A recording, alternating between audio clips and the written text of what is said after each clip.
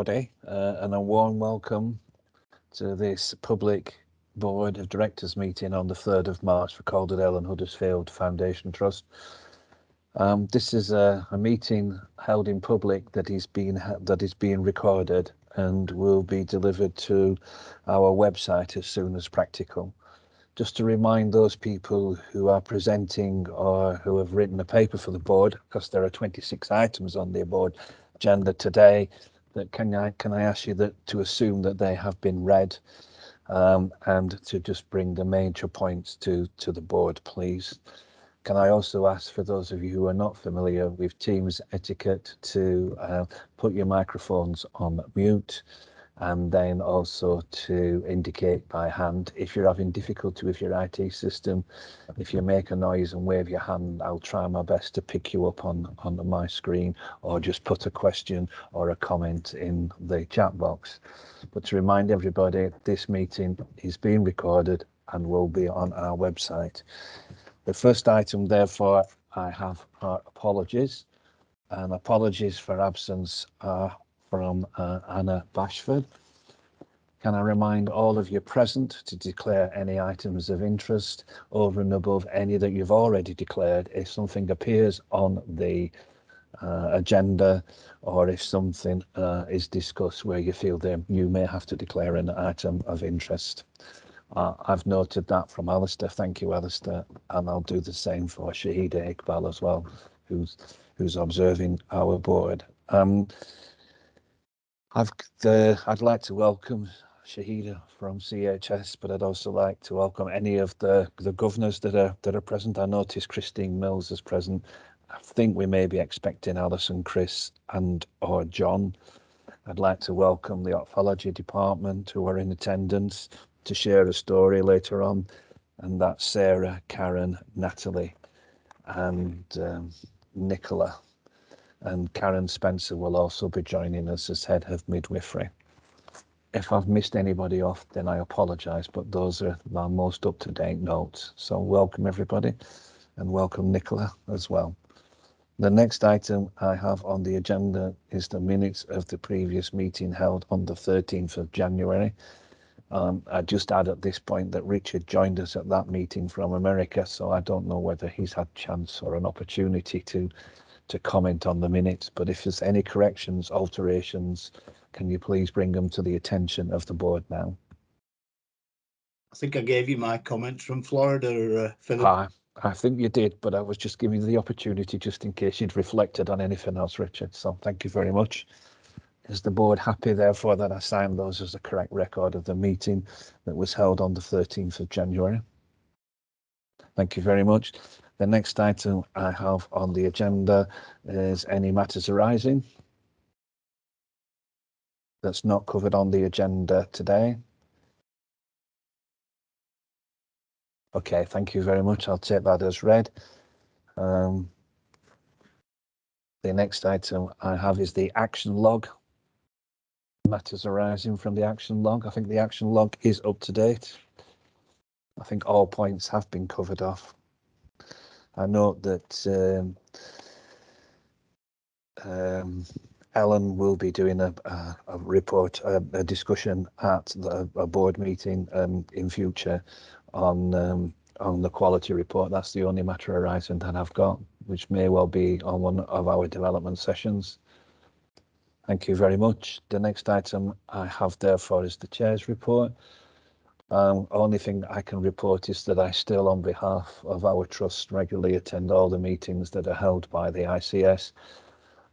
If you want to know more about the ICS, which is the Integrated Care System, and what is now called the Integrated Board, which are held in shadow form, if you want to contact me outside of the meeting, I can fill you in on all the appointments that have been made, the designate appointments that have been made. Although I do note that the statutory powers that are needed to establish the ICS have not formally gone through Parliament yet, and may well go through in June or July. But if anybody wants to know what's happening at the ICS or the ICB, please don't hesitate to contact me outside of the meeting. I therefore do not wish to add anything else. I'll now turn to Brendan for Brendan to be able to update us on anything he wishes to as the Chief Executive. Over to you, Brendan. Thank you, Chair. I thought I'd start as a formal record of thanks to our communities for their tolerance and their patience. Clearly, this has been a difficult time as we've lived through the latter stages of the pandemic, and it has been a test for patients and their families. The restrictions have been hard on folk. We do need to acknowledge that, I think, as a board, and as I said, I think it's important we thank our communities for their support of us. I think it's also important to thank our colleagues who continue to go above and beyond. Several of you are here today on the board, so it's good to see you. Thank you very much. There is a lot happening, not least in the midst of global events, but we are dealing with the next stage of recovery, and that is focused predominantly around the elective recovery piece. And it isn't just about the surgical elective recovery, this also covers outpatients. It feels quite a singular conversation at points, and I think our part of the executive conversation has been with our primary care colleagues to look at how we consider this across the breadth of health and social care services, and indeed how we consider what the impact of this is for our patients and the risk that they are facing due to the backlog that we all know the reasons why we have them. But it's a considerable ask again of our colleagues. And within that, I think there's a task around the recovery of our colleagues who are entering another phase of this pandemic. So there is something about how we consider that, and Suzanne will talk about that further on in the conversations today. But there's something about how we remain agile in our leadership approach to this and consider what it really does mean for our colleagues, whether they're working in a hospital or a community setting, or indeed a clinical or a non-clinical setting. There have been many conversations in and amongst that around our reconfiguration, certainly with colleagues from Treasury and NHSI. There have been very positive conversations, but again, there's a lot of work taking place behind the scenes from colleagues, both on the screens today and in departments who are going all out to take this forward. Again, it's a very visceral thing when you actually see the redevelopment over at HRI, but several conversations have been taking place, which we will update folk on as they reach fruition around the CRH plans. And notwithstanding, there will be a conversation around the efficiency ask and the financial position we find ourselves in. It is incredibly challenging, but I think we should capture some of these conversations in our conversation today and focus on the recovery piece, our people piece, and indeed how we are spending the public pound. I thought, Chair, it might be timely as well to just ask Joe Fawkes to update us on the incident that occurred at the beginning of the week around the boiler. I realise that went to press, so I think as we are in a public board meeting, it might be helpful for Joe just to update us on the position. Please, Joe. Thank you. Thank you, Brendan. Yes, we had an incident with the boiler on Tuesday. It was the pressure in the boiler was very high. We ended up having to evacuate around 5 wards. The evacuation went very smoothly and swiftly. Patients and staff were all okay, which was great to see. Our SOP, standard operating procedure around that coming into action, was very impressive. We are having a debrief this morning on what went well and what we can improve upon. What I will say is that all our system partners kicked into action. The fire service were on site, YAS were on site. We got mutual aid offers from Mid-Yorks and other places. So everyone came together as we would have expected. We stood the incident down within 2 hours. A boiler expert came on site. It was a pressure issue in the boiler, and all has returned to normal. So what it was good was a test of our escalation processes and how we react in those situations. It was out on social media very quickly. We did have the press wanting to know what was going on and what was happening. There was rumours of a fire and explosion, but there was no fire, there was no explosion, and it was an issue with the pressure in the boiler, which of course can happen at any point in time. In the debrief this morning, the team will look at any issues around the boiler and if there's anything else we need to do to stop that from recurring. But But clearly we will always get issues like that. But it was good to see that everything kicked into action really quickly. And we were back to normal business within around 2 hours.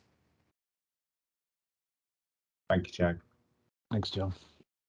Is there anything else you wish to add, Brendan? Not at this point, Chair. Thank you very much. Okay, the next item I have on my agenda is the health inequalities update. This is a paper to note. The purpose of this is to update the board of directors of activity and progress into relation to the current work streams that supports the trust ambitions to date. So I'm going to hand over now to Ellen. So to you, Ellen. Thank you. Thank you, Chair. So I'm going to take it that everybody has read the paper. So a few issues just to bring to the board's attention. One of our work streams is around the external environment and connecting with our communities. And some time ago, we invested in a nurse specialist for high intensity users. And a lot of work's continuing with people in the community who are homeless, extremely vulnerable, suffering mental ill health. And we've seen a lot of really good work linked in with our local authority colleagues as well. And it might be an idea at some point to invite the nurse specialist along to talk about some of their work, which is making a huge difference in ED. Alongside of this, the board quite rightly have pushed us very strongly on the needs of service users with mental health in terms of health inequalities. And we're currently out to advert for a mental health nurse consultant who will be working alongside us and certainly linking in with the high intensity user clinical nurse specialist. So really positive move forward there in terms of health inequalities.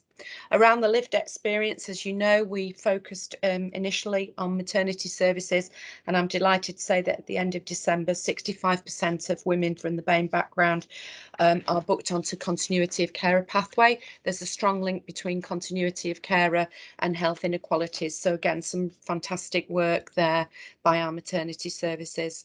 Language barrier is a key determinant in health inequalities if you're from a BAME background, and a number of work streams are being progressed around midwives working with local colleges in helping people, supporting people whose first language is not English.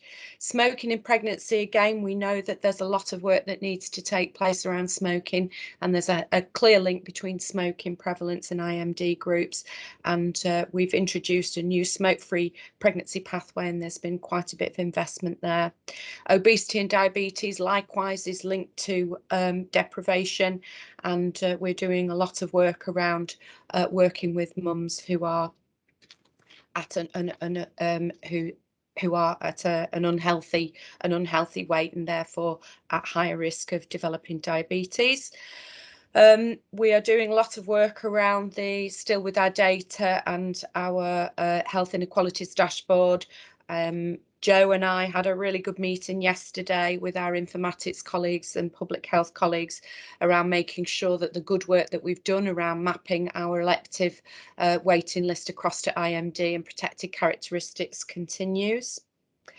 And much work continues with our diverse and inclusive workforce, and we have a new exec sponsor for LGBTQ, and we were fully behind the LGBTQ History Month. The BAME network has had a relaunch, and we've revisited the reciprocal mentoring programme, and I'm delighted to say that our public health specialist registrar has commenced in post, and we have she's on with us on secondment for between 6 and 12 months, and she's already really getting to grips with some important issues. Peter and I will be meeting, Peter Wilkinson as chair of the group will be meeting in a couple of weeks just to make sure that we're refocusing in on the work plan. We've done a lot of good work around waiting lists and elective recovery, and it's Peter's and my job to make sure that the scale of the elective recovery programme is very much still focused on that health inequalities lens. So more than happy to take any questions or comments. I'll take questions in a minute. For those members of the public who are watching this, IMD is indices of multiple deprivation, which is what we use. If you want to know more about that, contact me outside of the meeting. I've got Alistair, Karen, and then Denise. So Alistair first.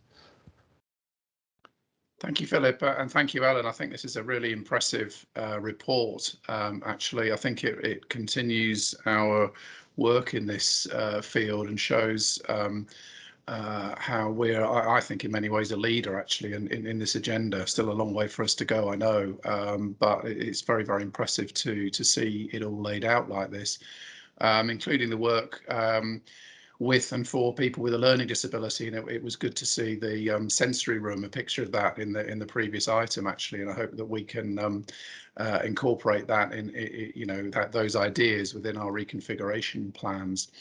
I also noticed that we've been working with the ICS on some of this, which is good, and notice, Ellen, about the care navigator roles, which I guess could play a really important part in tackling some of these inequalities. Could you just say a little bit more about what the care navigators do and maybe how we're going to assess and appraise the effectiveness of their work, please? Yeah, certainly, Alistair. So we have two groups of care coordinators, one of whom work with patients who are living with a learning disability and case manage, if you like, those groups of patients and make sure that when they come into hospital, working alongside Amanda McKee as our nurse lead for learning disabilities. And it's just to make sure that we've got that link in with people's carers so that we understand and that the care passport for those individual patients is absolutely kept up to date. Then the other care coordinators is a much newer role, working alongside the high intensity service user clinical nurse specialist. And these are people who work then alongside, if somebody comes into ED, somebody with learning disabilities, mental health, somebody who is vulnerable because of the circumstances in which they live, then the care coordinators will work alongside those individuals in a very similar way. So it's about case management. It's about a single point of contact. So if we do invite the clinical nurse specialist into board, it would be interesting to see how they're getting on with the care navigator role, but really, really positive, and we'll have quite a profound impact on those individuals. And so might we potentially use or employ care navigators with other groups if it's a success?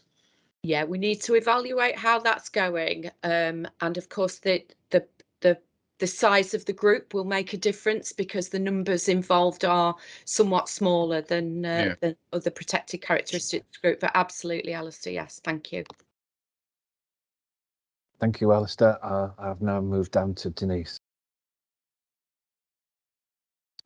Thank you, Alan. Can I just first of all comment and say that the work that has been done around the continuity of care and needs to be commended, because 60% that is a great figure, and and we are aware that we are certainly the highest performer in the LMS, so that's great. I'm just wondering, again, that a statement has been made about high percent of mistrust from women from the BAME community in terms of services and how they're treated, etc. And I'm wondering how much work we've been able to do to increase the engagement with community services, voluntary agencies, etc., who could support the work we're doing in terms of that engagement and increasing the dialogue with that group of patients. Yeah, so we're very lucky in that we have a public health midwife, and part of their role is in engaging with local communities. So yes, it's very much work in progress on that one, Denise. So we're continuing with our discovery interviews with patients, and we're continuing with our discovery interviews with staff as well. So yeah, that is part of our public health and midwife public health midwives work plan. Okay, thank you. Karen? Yeah, thank you. I just echo what everybody said about this is a positive report, and you've answered my question about the care navigator roles, but I was really also, I thought it was a real positive step to try and identify the social impact as opposed to any financial impact, and that's not easy to do. But I think it's really important that we do that, and I do think that reconfiguration provides us with a platform for opportunity, but it was also talking about the opportunity to work with constructors and their suppliers in terms of opportunities, because that's a huge opportunity to get right at the start in the contracting stage, so that they are also linked into what we're trying to do as well. And there are a number of really good contractors out there who do this sort of stuff and genuinely, not just contractually, but genuinely believe in it. So I think it's a great opportunity as well. Thank you. Are there any other questions or comments to Alan? I'd just like to say, oh, sorry, Brendan. Thanks, Chair. It's only a point to both Denise and Karen's point, really. I think there's a longevity to this piece of work. So I think as both of you were talking, I was thinking about how do we engender trust in our communities. I spoke earlier about our thanks to them, but there's a longevity to this piece of work that should test out whether we are truly doing the right things by those communities. And I think to Karen's point, there's something about good work for local people and careers and options. This is in my view, the anchor partnership piece that we should be setting ourselves up to deliver on. I know there's a piece today around our strategic objectives update, but I wonder if it's something we should regroup on later in the year around how I think in Anna's forward plan, this is something we should consider about what that longevity looks like and how we want to deliver on this, but it should be in partnership. Very valid points, Brendan, thank you. And I missed Andy, so apologies, Andy, back to you. Don't worry, I'll put up my hand later on. I agree with Brendan's point, actually. Yeah, this is a long story, isn't it, Brendan? And it's really interesting we do all these things. What real impact have we made? And we've got different outcomes because of it. But still, I think it's a lot of great work here, it really is. I was thinking about the patient portal, Alan, in terms of, can you give me a sense of what level of use it's getting and what sort of things we think we're trying to improve? Because given we want to do more patient-initiated follow-up and other things, where are we getting to with that as a tool? Okay, I might have to enlist some support from a colleague on this one. So yeah, we've got the patient-initiated follow-up, which is part of our plans around elective recovery. We will be very reliant on the patient portal for that. We have pretty good take up on it. Can I give you the figures off the top of my head, Andy? Absolutely no, I can't. And there's another opportunity that we've got with the national programme around My Planned Care, which will work alongside the patient portal as well. But it's really interesting from a health inequalities perspective that we've got to make sure that there's no unintended consequences of that, and that we look at the patient portal and that we look at My Planned Care portal with an absolute eye on the health inequality piece. So yeah. Yeah, and any online service, you're right. How do you, all the potentially disadvantaged groups who you announce all this and they go, oh, that's great, but I can't use it. Yeah, no, exactly. Yeah, and we have, as part of the work plan within the Health Inequalities Committee, we have Luke Stockdale and colleagues leading on some of the stuff around digital access in conjunction with local authority colleagues. Thanks, okay, Andy. Great. Okay, great, thank you.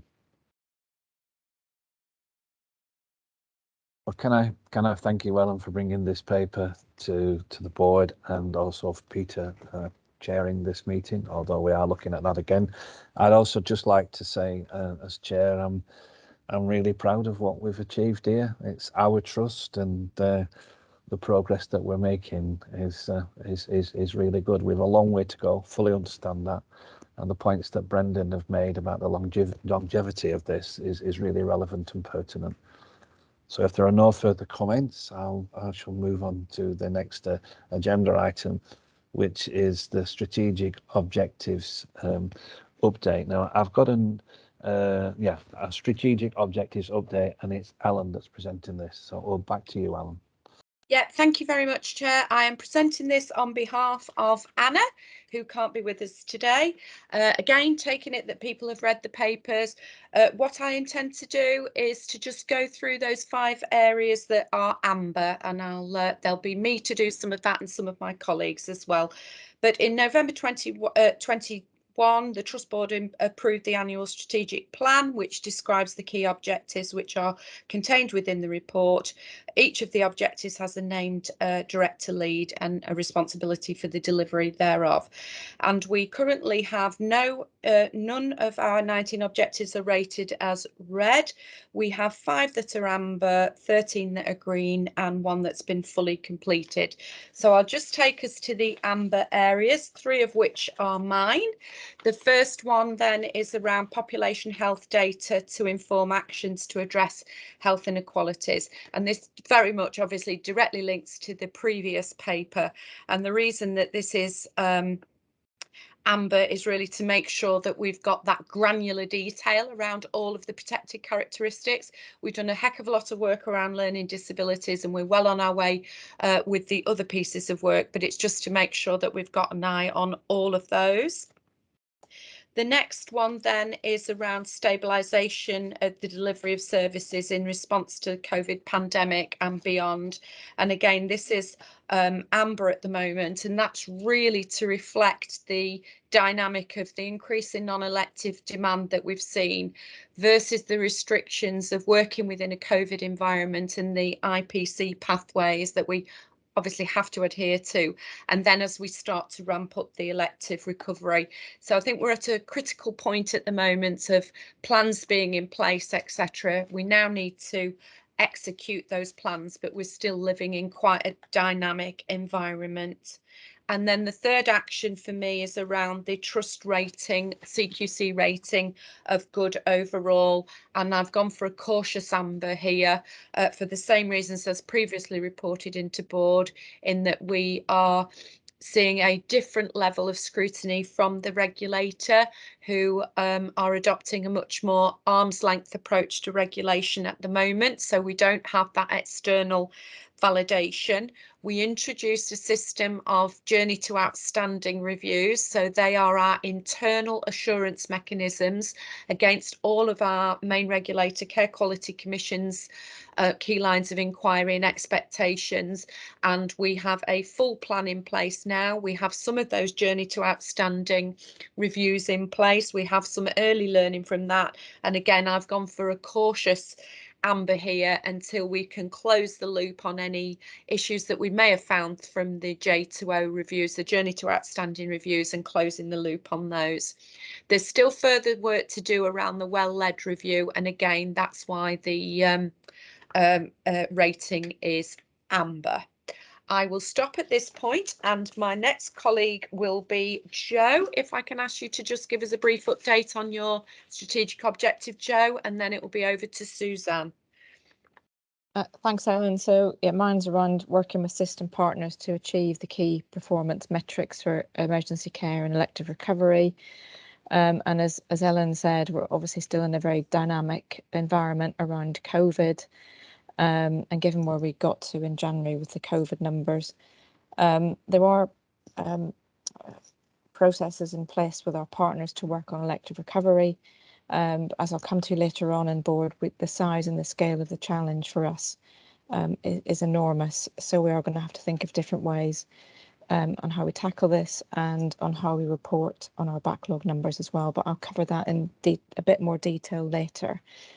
Also, obviously, we have to improve our delayed transfers of care. We still have issues out in the community with staffing and availability of care for patients, which is causing us issues. But we do have supporting processes around that with our system partners on new ways of working as we move forward as well. So we're not where we need to be, hence where it is amber at the moment.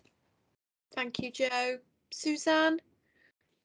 So the amber item that we've got there is around inclusive recruitment. That's not to undermine the amount of work that's going into those inclusive recruitment panels or processes, but it more reasonably relates to the gender and ethnicity balance of our board and our senior team, which is not where we would like it to be quite yet. So our aim is obviously to have a board that's reflective of both our workforces and the community we serve. So we're working very hard on that. The senior roles that we've got out at the moment are very much focused on inclusive recruitment processes and adverts, and we're working really hard to make sure that our board is reflective as per the requirements of the NHS EI statements. Some of the things that we're now considering to improve on is our training, so our inclusive recruitment training, which we will do for any major senior recruitment post going forward. And we'll also be looking at some inclusive stories, which are going to be led by the Wellbeing and the Engagement team with the help of Talia, who is our BAME Community Support Officer, so that we can. The next person I've got down is Andy, followed by Denise, then followed by Peter. Yeah, I was going to briefly ask about CQC. You kind of covered that, Ellen, because I'm conscious on the BAF, when we look at the scores there, there's probably a similar cautious approach I think you've taken there about where we're at the moment. And I think you're right, if CQC landed, in some areas it's so stretched, how would they look at it, and how would they evaluate it? So no, thank you for that answer. Well, just two others I want to follow up, one was with Joe and one was with Suzanne. So Joe, just on the delayed transfer of care, you've talked about, briefly on that. Is the situation today out in the community, is that staffing one, is that the critical issue for them, for our partners are trying to support us? When you talk about different ways of working, are you seeing some encouraging signs? Because it's a really big ongoing challenge for us, isn't it? About how do we really shift that back to a better place? I just wish to know just a bit more about where we are on that, and then I'll pick up my separate question with Suzanne. Thanks, Andy. Yes, it is a challenge. Through January and February, we've had a lot of staff in the community isolating with COVID and so on, and recruitment is a big issue. These are not jobs that are highly paid, but are got significant responsibility with them, and people don't really want to do these jobs in the way that they used to. So that is a problem. But what we're doing internally is a focus on getting patients onto different pathways. So pathway 0 in particular, where patients can go home with support that may not be a formal package of care, maybe through someone like Age UK or Red Cross or an agency like that can just support patients with food, medication and welfare checks. A lot of patients have been put onto pathway 1 in the past for that, and have had a package of care that they perhaps don't need. We've also been reviewing patients that are on pathway 1 and the level of input they're getting, because some patients are getting 4, 5, 6 visits a day when they don't actually need that, and working with patients and their families and their carers who can be other members of the family, to see what we can do jointly together. So that's different. That's different for our staff, and also our discharge team supporting our wards in a different way. So the experts on the discharge pathways having the conversations with the families and our patients, instead of it being other staff who may not be comfortable in that environment. And then just working with the partners on what capacity we've got out there and how we use it. So this is all different to where we were, and we've got to think differently about how we get our patients to the right level of care in the community that they need. And then wrapped around that is how we use our urgent care response service to keep patients well at home as we go forward. So making sure that that's all integrated and our teams know who needs those checks in the community around medications in particular. So it's early stages for a lot of this stuff, but we started. Okay. No, that's interesting. No, thank you. Thank you for explaining that. And Suzanne, just briefly on the talent management piece. So kind of the goal was about putting in kind of some processes and so on there, which is good to see. And I think, the date's slightly wrong, but I presume the talent approach was launched the 1st of November last year.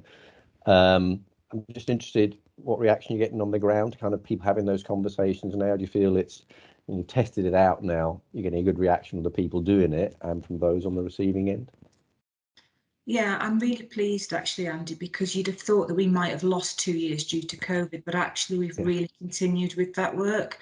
So the Empower programme, everything links together. So we've almost got, we don't call it this, but we've got a future leaders leadership programme. We've got a current leadership programme. We've started to do succession planning, just as we have with the board. The divisions out there are thinking about their succession planning. So it's how it all links together and then feeds into that so what bit. So who have we got in our leadership teams? What kind of different approaches have we got? Be that from gender, ethnicity, all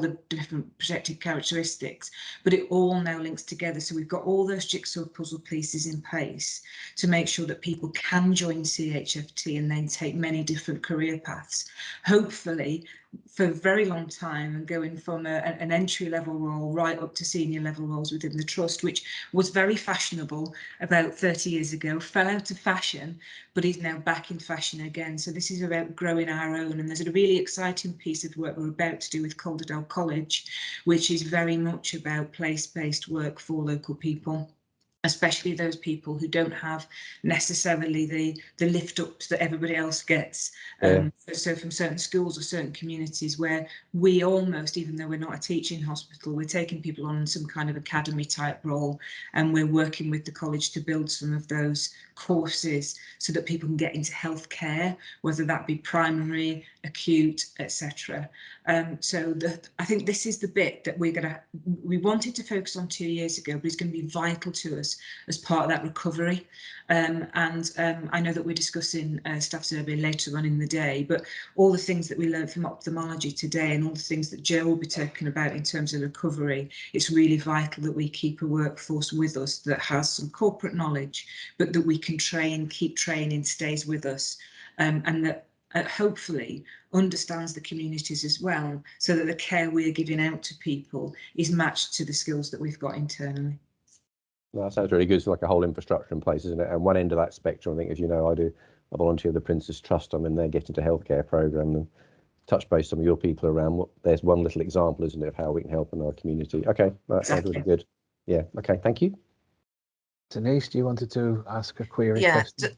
Just very quickly, this is to Ellen, and you partly answered my question, and again, it's another journey to outstanding question, Ellen. And we've just reinstated, and we've got a rollout plan, which will take us through the forthcoming year. I'm really interested in terms of how we're embedding. If we're able to sustain the level of rollout, where would you expect us to be by the end of the coming year in terms of hitting the wards and departments? Well, we will stay on track with the reviews, Denise. There's no doubt about that. So we should have we should have certainly hit all those areas where we know there are. So we will have done certainly EDs, and we'll have done a snapshot of some of the elderly wards, for example, and the medical wards. But the whole point of the journey to outstanding is that it's that rapid learning from that. So we don't do one review in isolation. So for example, if we did a J2O review on one ward, we very quickly share that information out with all of the other areas so that people know to share that best practice, or if there's some areas of concern, so that they can test themselves out against that. So I'm confident, Denise, that we will certainly have gone through most of the ward areas over the next 12 months. But that even if we've not been boots on the ground in those areas, there will be some kind of local process for checking out against the key lines of inquiry. Thank you, Ellen. Thank you. And I mean, this isn't just about highlighting areas for improvement. Of course, we've found some absolutely amazing, real good practice, and it's just as important to spread that good practice as it is to look for those areas for improvement. Absolutely. Yes. Thank you. Peter, you wanted to ask a question or a query? Yeah, Philip, thank you. I don't think I'd have much chance of winning Who Wants to Be a Millionaire at the speed that Richard, Andy and Denise press their mouses to ask a question. But anyway, my question or comment really to Ellen was around population health data. I mean, as you know, Ellen, there's some amazing work being done around there with the colleagues who are working on that, and I know you've put it as a cautious amber. I suppose there could be a strong argument for it to be green, given we probably are where we think we need to be now in terms of the work we've done. But I accept there's a lot more to do in terms of the other protected characteristics. So it was just that point really that one could look at that and think that we're behind the plan, but I think in reality we're not, but we've just got more to do. Did you want a response or an agreement? Both. Yeah, I think we've got an opportunity with having a public health specialist working with us to just do that validation and add that extra fresh pair of eyes in, just to make sure that we are where we need to be. I'm really confident, and I think Joe would agree with me, that with the conversations that we've had over the recent weeks, that we can soon get that to green. But I'd feel more comfortable in letting the public health specialist have a critical eye over it. Yes, and she, as you know, Ellen, she joined our meeting this week as well, which is great. So she's getting involved already, which is good. Thank you. Okay, any other questions or comments? We've heard from the executive team, and the questions for me assure me that we're trying to make the necessary progress in all the areas. We're further on in some than others. We have a higher expectation now at the end of this discussion of the public health specialist, and I'm really pleased about the links, Suzanne, that you've developed with Calderdale College, where we can grow our own.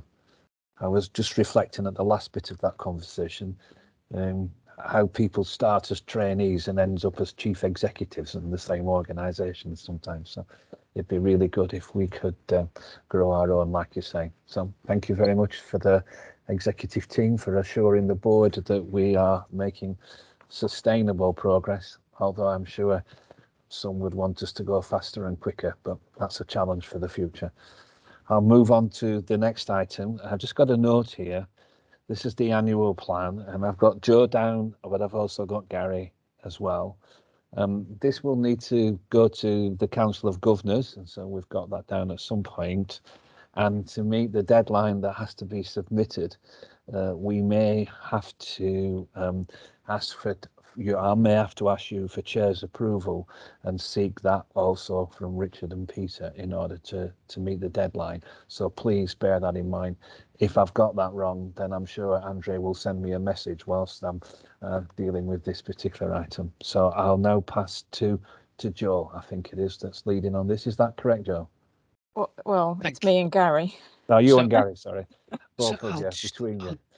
I'll bring up the slide deck if that's okay, but just to let everybody know that this has had a good run through at Finance and Performance Committee earlier this week. So we've had lots of conversation earlier on in the week and been through the detail.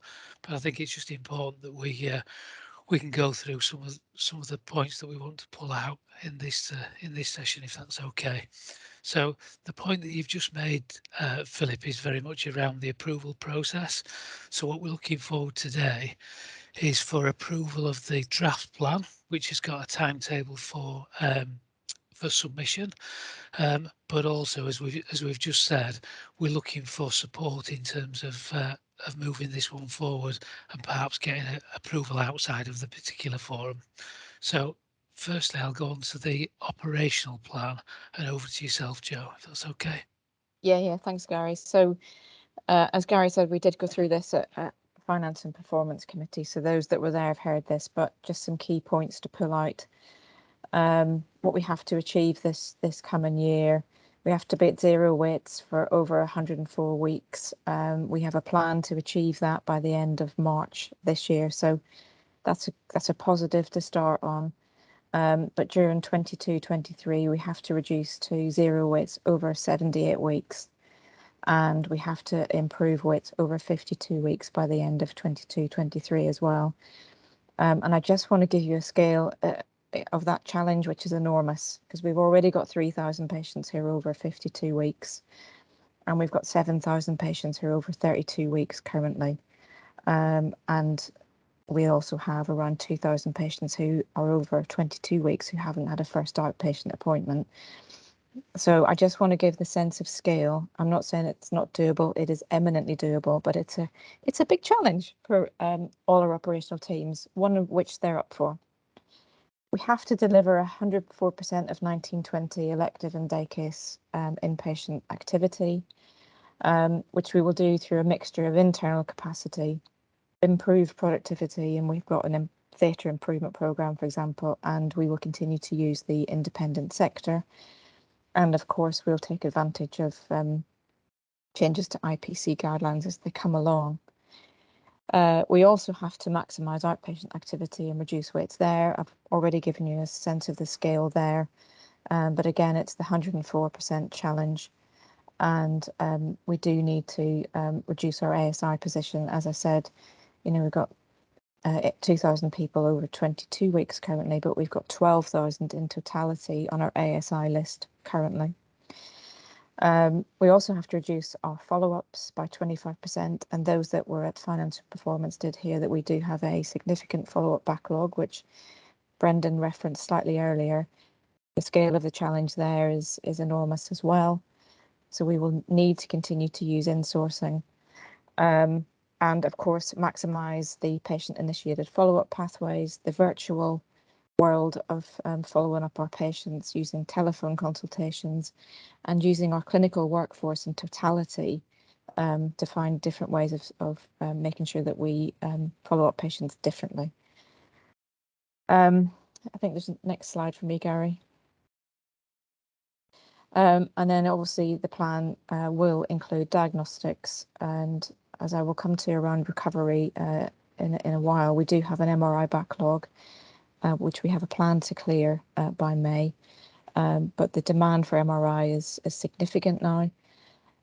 We will also need to use capacity for CT and non-obstetric ultrasound. We're already using capacity to support us in that. And we use capacity for echo, which is external. And a lot of this is around workforce issues, which are not very easy to solve. We have to continue to deliver all the targets around cancer. And of course, we do need a robust bed plan. And we've been working through that diligently with the divisions around a 92% bed occupancy. And a lot of this will stem on our discharge processes and getting that right in terms of our own simple discharge processes. A lot of this is not about what's happening in the community, it is about how we work internally. So a lot of challenge, but a lot of opportunities of which I'm excited about and which our ops teams are excited about as well. Okay, thanks, Joe. So I guess this next bit then is what does that mean for us financially? I said the plan that we submit is both a financial and an operational plan and a workforce plan, and obviously the three are heavily linked. We've been through at Finance and Performance Committee an awful lot of detail in terms of the assumptions that we've made at this stage, and there are still a lot of assumptions. I don't intend to go through this line by line through this presentation, but the key ones to call out really are the point that Joe's just made. We are assuming that we will get to 104% of 1920 levels. That's a must do, got to do it. Therefore, we're going to assume we're going to get there. Whilst we still haven't quite worked out the detail by specialty about how we do it, we're making that assumption that we will get there, because as Joe's pointed out, there is the opportunity to do so. Financially, we've also made an assumption around elective recovery funding. So we know as an integrated care system, there's £96 million available to us as a system.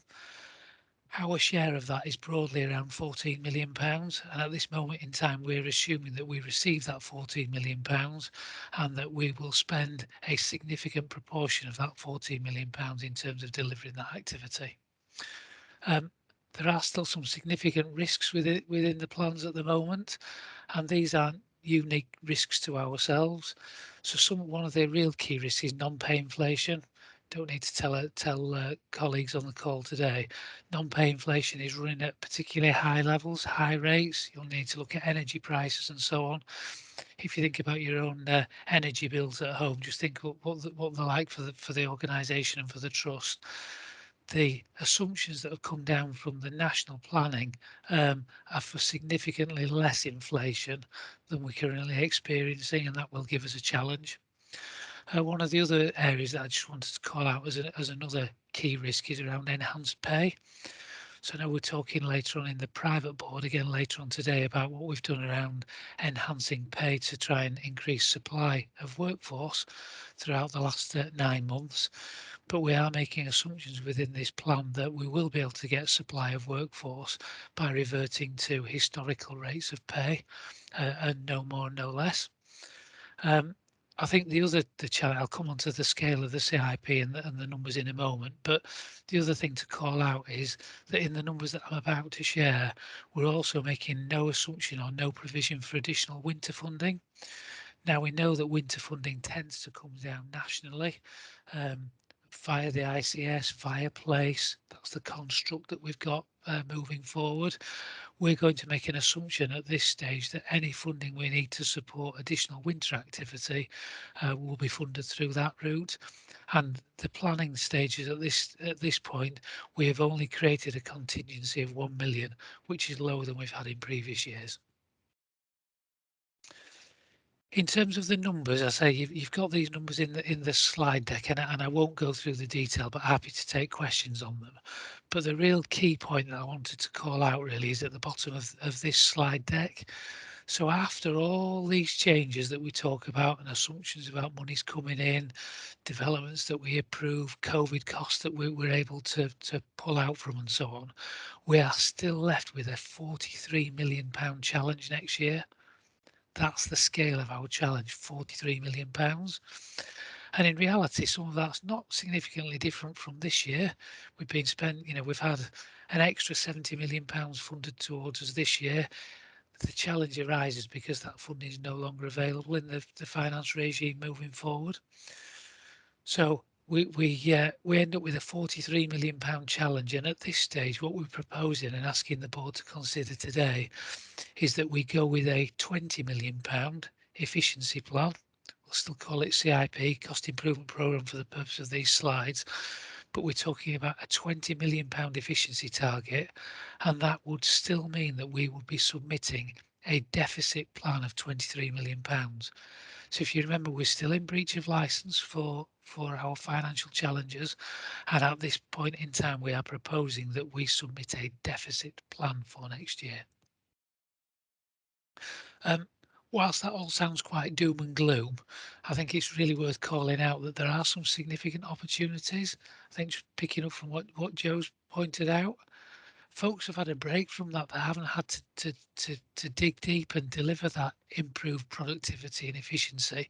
Therefore, there's got to be something to go at, and there's got to be an opportunity there. I think as well, because we've talked about elective recovery fund, we are talking about trying to do more work. This isn't necessarily just about cost out. This is about us being able to do more work with the resources we've got, and hopefully we've got the right motivations in the organisation to do that. We've got an awful lot of our clinical workforce. They're not happy with the fact that patients are waiting longer than they need to, and we're not able to give the care that we would like to give to our patients. So again, working with our colleagues, we've got the right motivation to try and improve productivity, to do things different.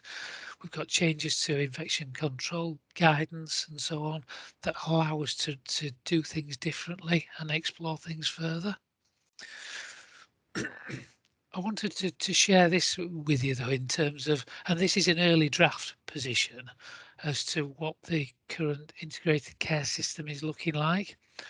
And what this really flags is that at this stage, we are suggesting that we will deliver the greatest level of CIP as a percentage across any organisation across the integrated care system. So really what I'm saying, it's going to be challenging. I'm not saying it's going to be easy. I'm saying there's opportunities there, but it can be done. we are talking about setting a scale of challenge of 20 million. And even after setting that £20 million challenge, we are still suggesting that we will have a £23 million deficit, which again, based on the scale of turnover and so on, is one of the largest across the ICS. If we think about our YAP partners, that's the acute trust partners across the organisation, across West Yorkshire, you're looking at Bradford at 11 million, only delivering a 2% CIP. You're looking at Leeds Teaching Hospital with a 15 million gap after delivering a 4% CIP. Mid York's 20 million gap, but again, only delivering a 2% efficiency. So we are setting ourselves a really challenging target, and this is our draft plan that we're proposing. What we don't know at this stage is whether it's going to be accepted or not. I think the other thing that I just wanted to call out on here as well is, as place takes primacy in this new world, effectively the new finance regime is it's up to each organisation to sort its problems out first. Following each organisation, it's up to the place to sort the issues out, and then we come up with risk shares across the integrated care system. But it's worth flagging that the places that we operate in are the two most challenged places as well. I'm convinced that there's still some flexibility and some movement on some of these areas. But if you look at the Leeds place, the Leeds CCG looking fine, only delivering a couple of % CIP. We're looking at a significant challenge still across our places. So it's not that the money is in the system and it's not coming to us. There is a challenge for us as a system. So as part of the submission, we have to submit both a capital and a cash plan. And again, what I'm looking for is approval for those plans here. We went through Finance and Performance Committee again in quite a lot of detail, both on the capital and cash plan.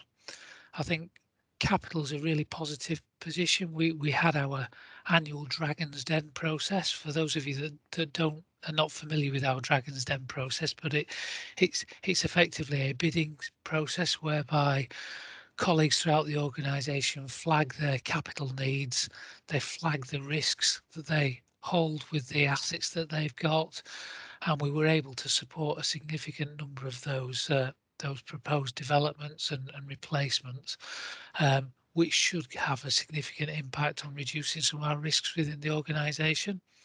So again, from a capital point of view, quite a healthy position. I know we've shared previously at board and at Finance Committee how we intend to go through the Dragon's Den process again later in the year too. And then finally, cash. So if we submit a plan with a 23 million deficit, we're not allowed to draw down any further cash to support that.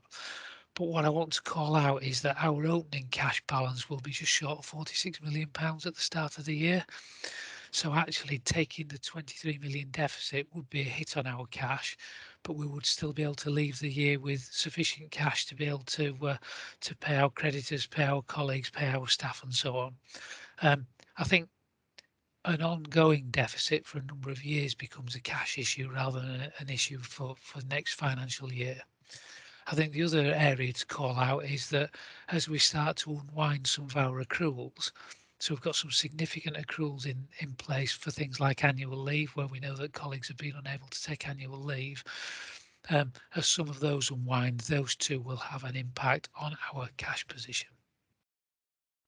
Conscious this is a real whiz through at this stage, and there's a lot to take in here. Just to give you some assurance, we have gone through a lot of detail at Finance Committee earlier this week, but what we're looking for is happy to take questions, but we're looking for support of submitting a draft operational plan that delivers the 104% minimum, which is our must do, and obviously we'll be striving to do more than that and to reduce our backlogs and support our patients. But to do so, we are proposing that this leaves us with a £23 million deficit plan, and that assumes that we are able to deliver a £20 million efficiency programme. I'll stop there and happy to take questions. I've got at least 4 people want to ask questions, but if I go to Brendan first, even though you were third, Brendan, and then I'll give you a last chance at the end as well. So But Peter Wilkinson did hit the button first this time, but I am overruling him and going straight to Brendan. Apologies, Peter. Thank you, Chair. Thank you, Peter. I'm probably going to state the obvious, but there will be patients and colleagues watching this on playback on demand. If you have any concerns about what you've just heard around the backlog position, or if this is impacting on you personally, please contact any of the directors.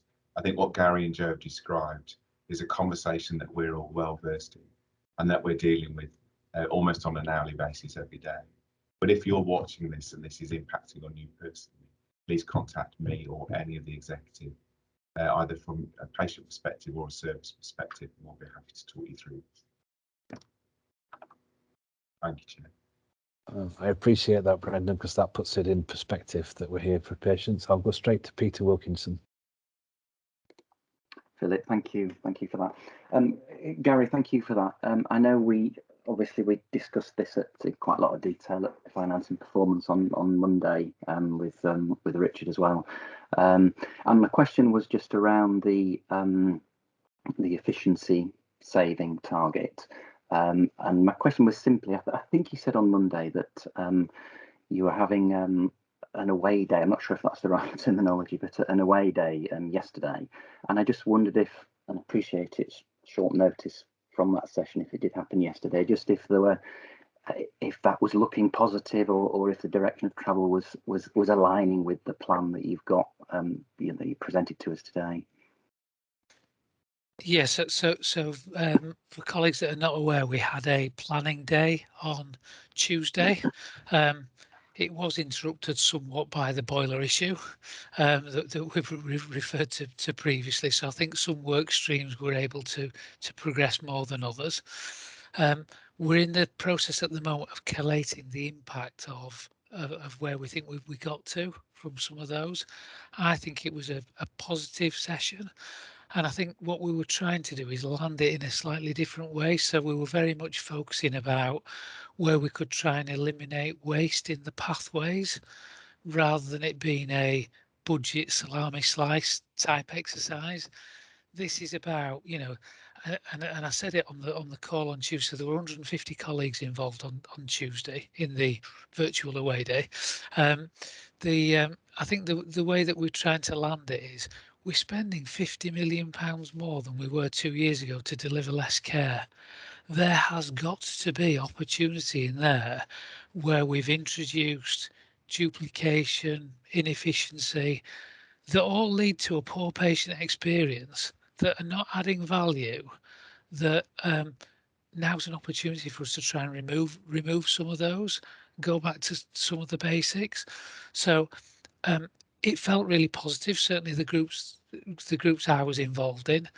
There is a task by close of play tomorrow for the exec directors to have collated the values that they think they can achieve, and that's going into the effective resources group for Tuesday's meeting. And again, that will give us some kind of scale of how achievable that delivering that 20 million will be. Thanks, Gary. It's great. I've got Andy, followed by Alistair, followed by Karen. Yeah, I think Gary's picked up my, probably saying this to Joe as well, the 20 million, it's the obvious question, isn't it? And I think your 50 million challenge is a really good one. Yeah. And I guess if we did it in pure numbers, Gary, would it be fair to say we'd have a good idea what's driven that 50 million, by which I mean, if it's pay gone up or agency spend or whatever, we'd presumably going into that, we'd have a good sense of why we think in numbers terms it's 50 million more. Is that right? Yeah, and there are obviously lots of different elements in there, but the vast majority of our expenditure is pay.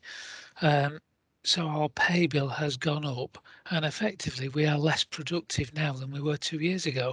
And there's lots of good reasons for that, and some of those reasons we will be able to do something about, and some we won't.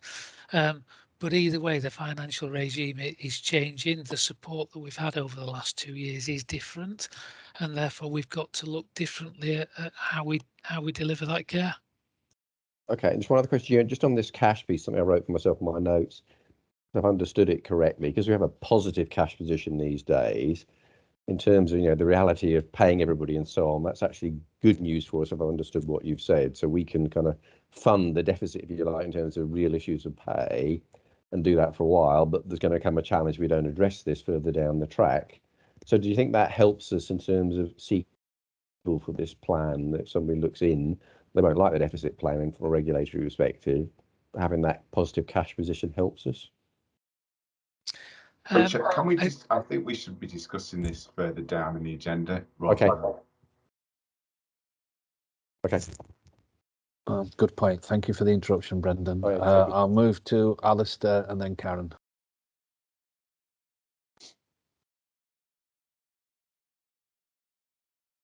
I was just going to say that you know, we're sitting here thinking 20 million is a huge challenge for SIP, and it is. But when you look at the figures, if we have the biggest deficit in YAT, then we probably ought to have the biggest SIP challenge in percentage terms. So I think there is a logic to that, and I think some of the governance arrangements have changed since SIP evolved. The new group, you know, efficient use of resources group, is it, the ERG and so on, and the kind of governance that you've touched on, Gary, I think gives us confidence that we're kind of heading in the right direction on this, but it certainly will be a huge challenge. And I think that we also need to think about the cultural impact of this. So, you know, for example, it would be good to have some star awards or gold light star awards for staff who made a real contribution, not only to patient care but to the efficient use of resources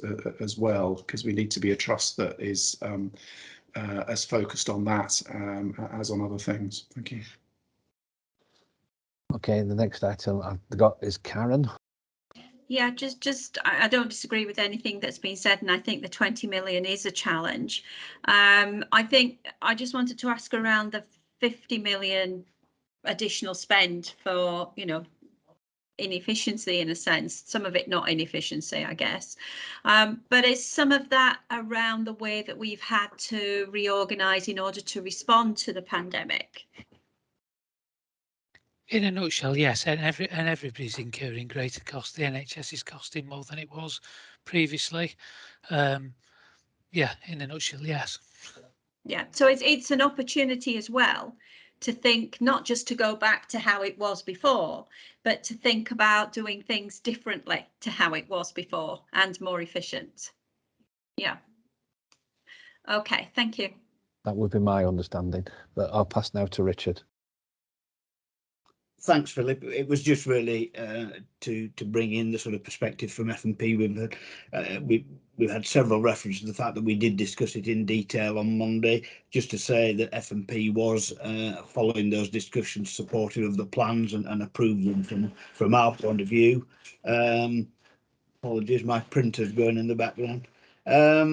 And just to say, while we shouldn't underestimate clearly the challenges that we've got both operationally and financially with the recovery targets and that efficiency requirement, I was encouraged to hear, and I think we've heard it again today, that both Joe and Gary and the respective teams are very much up for the challenge and feel it is achievable, albeit that, you know, it's going to take a heck of a lot of work. The efficiency requirement, just to say, we did achieve, I think, about 18 million. It's probably 3 or 4 years ago now. So that 20 million, 3 years ago, was it, Philip? So, you know, that 20 million, while it sounds a huge number, and in the context of the 50 million that Gary's referred to, you know, yeah, is achievable, and we obviously all need to work together to get there. That was all I wanted to say, Philip. Thank you. Okay, thank you very much, Richard. Is there anything else you would want to add into this, Brendan, to give you the last word? Look, the size of the challenge is immense, but what I would want to give a level of confidence on is that we have been planning for this. In and amongst all of this, it isn't just about the bottom line. I think Gary is seeking support for the recommendations today. But in and amongst the bottom line, as I've said before, are patients and their families, and indeed our colleagues. And we're paying as much attention to them and the risk that they are facing, or indeed some of the concerns that they are facing, as we are to dealing with how we meet this efficiency demand. That we cannot underestimate that we are still in a global pandemic, and therefore there are consequences from that. But I wouldn't want anybody to go away from this thinking that we haven't got a grip on it. We have, but it will be challenging going forward. And as I've said, if anybody has got any concerns, if this is impacting on them personally when they hear this conversation, please contact either me or any of the directors.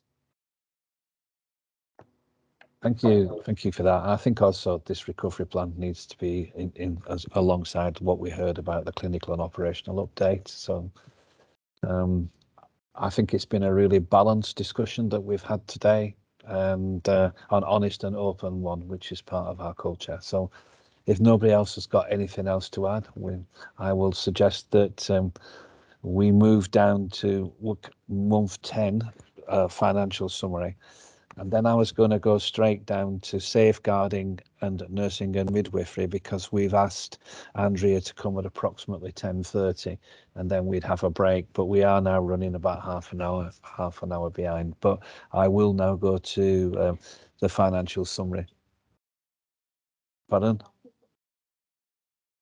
Oh, sorry. Do apologise. I've just been prompted. I'm losing it. We've got now Joe for a verbal update on recovery. Apologies, Joe. I can see you across a crowded room. I should have spotted that. Apologies. So straight to Joe recovery, and then we'll and then I'll decide what to do after that.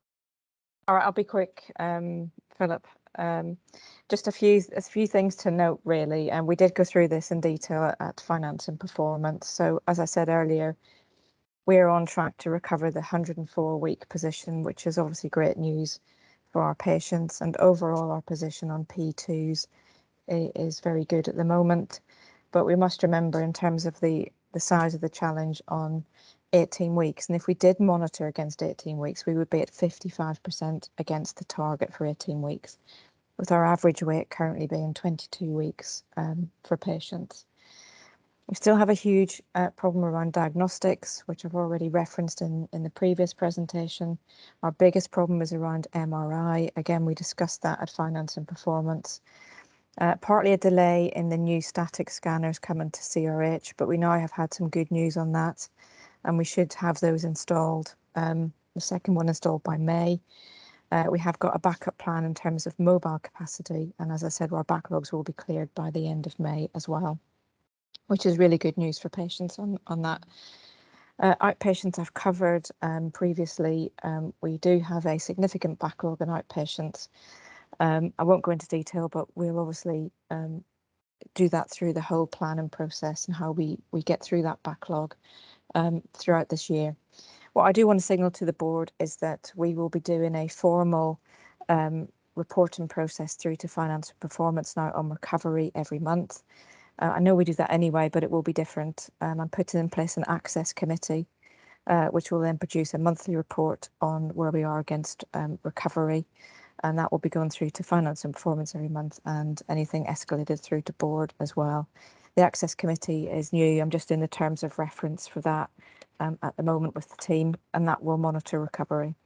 And we'll also be updating the terms of reference for the Cancer Committee and the Urgent and Emergency Care Committee, and they will all be reporting formally into Finance and Performance every month as we move through the next financial year. Thank you for that update on the presentation that you gave to F&P. Are there any questions or comments? I think it builds on all of those flow together. Any other questions or comments to Joe? Okay. If I will move down to financial summary, because I think we've covered most of that, but I will go to Gary for financial recovery, and then we'll see if Andrea's come, and then we can move on from there. So Okay. Financial recovery. Okay, thank you, Chair. So again, being very brief Sorry, on the financial back. summary, Gary. Yeah, thank you. So being very brief on the back of this, you've got the paper in the pack. We're broadly on plan at the end of month 10, and we're forecasting to deliver the plan for the year. Expenditure was higher in month 10 than we were expecting it to be, but that links to some of the workforce challenges and the things we've talked about earlier on in the meeting. So our spend on additional pay enhancements was higher, and we've been supported by our local partners really in terms of additional funding and resources. But at this moment in time, we are forecasting to deliver the annual plan for this year. It's worth calling out that our efficiency that we have delivered this year has tended to be non-recurrent, which is part of the challenge that we move into next year, which contributes to that opening challenge and scale that we've just talked about. But I wasn't going to add anything further, if that's okay. Are there any questions or comments to Gary? Okay, we're asked to note that financial report. Okay, that's what we've done. Well, I'll move now to Andrea Dorris, who's going to take us through the safeguarding update, and then she's going to take us. The next item after that is the nursing and midwifery staffing hard truth one, and then after that we'll have a comfort break. So thank you very much. Okay, thank you, Philip. Good morning, everybody. My name's Andrea Doris, Associate Director of Nursing, and as Philip said, I'm here to present 2 reports. The first one being the Safeguarding Adults and Children's biannual report for the reporting period April to September. Thanks, Amber. I've pulled together some slides that will complement the report that you've already received, and I'll take you through some of those points on each one of those slides. So in terms of prevent is about safeguarding people and communities from the threat of terrorism. And in terms of our key achievements, we continue to achieve a higher level of compliance in relation to the prevent training. And we also, in relation to potential prevent cases, we share information quarterly with NHSE and our designated safeguarding nurses in CCG. And we have attendance at the Calderdale Channel panel meetings, which focuses with partner agencies on the prevent agenda. In terms of our priorities going forward, we continue to explore the role of the prevent champions, and we're also responding to some concerns that have come through the BAME network relating to the prevent e-learning training with regard to the content being racially biased. So a meeting has already taken place with our channel coordinator in Calderdale last month to actually understand that position. This relates to the Home Office's training plan, so we need to get under the skin of this and understand it in a little bit more detail. But as an organisation, we are responding to that concern that's been raised. Thanks, Amber. From a safeguarding and COVID perspective, so the Coronavirus Act did not suspend any safeguarding duties and responsibilities, and actually in reality the safeguarding team have continued to consistently maintain the safeguarding service throughout the pandemic. That's despite a number of internal vacancies, which with a relatively small team brings with it challenges. However, where we've had those vacancies in our statutory roles, we have been clear in identifying risks associated and put clear plans in place to mitigate against those risks, and clearly fed those plans through to our safeguarding boards and key stakeholders in relation to that position. We've also fulfilled all partnership requests for information requests and contributed to a number of safeguarding reviews during this period. And we've just completed a piece of work with the risk team to actually closely align the safeguarding adults reviews to our serious incident panel, which will complement one another. And just to highlight some of the themes coming through from the Safeguarding Adults review, we've seen themes come through regarding making every adult matter, issues related to trauma-informed care and self-neglect, and also Mental Capacity Act and specifically executive funding. And all of these will inform our training plan and our briefings through into the organisation and inform our priorities going forward into the next year. In line with the national trend during the pandemic, there has been an increase in children admitted with non-accidental injury, and within the organisation we are currently investigating one as a partner in that process. But CHFT has done a really good piece of work regarding the rollout of the ICON programme, which is very much targeted at non-accidental injury.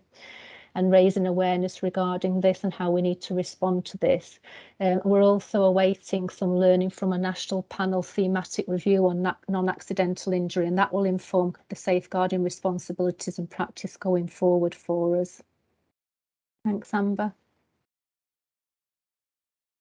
In terms of hidden harms, so hidden harms takes place behind closed door, but in terms of our priorities, we have been working with the police intelligence portal, which supports contextual safeguarding agenda by providing local intelligence to our communities and to the police, and is particularly relevant to working with those in the community.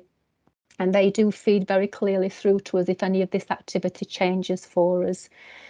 And in terms of our priorities, the pandemic has allowed abuse to take place behind closed doors, and we're starting to see increasing complexity as a result of that in a number of key areas. And the team are working very closely with the Safeguarding Adults Board to learn about how we need to respond to that and impact from the impact of the pandemic. Thanks, Amber. In terms of Mental Capacity Act and DOLS and the Liberty Protection Safeguards, within the report you'll see that the number of DOLS referrals has increased within CHFT between the reporting period, but that needs to be a reassuring position for us that the staff within our organisation have a good understanding of the Mental Capacity Act and the process of DOLS. But we're also keeping our eye on the development of the Liberty Protection Safeguards, and due to the pandemic and the review of the Human Rights Act, the implementation of the Liberty Protection Safeguards has been deferred once again for us. We're not clear on the exact date of implementation, but it's really important as an organisation we continue to take preparatory steps towards embedding what we know and how the LPS will actually impact on our staff and the organisation.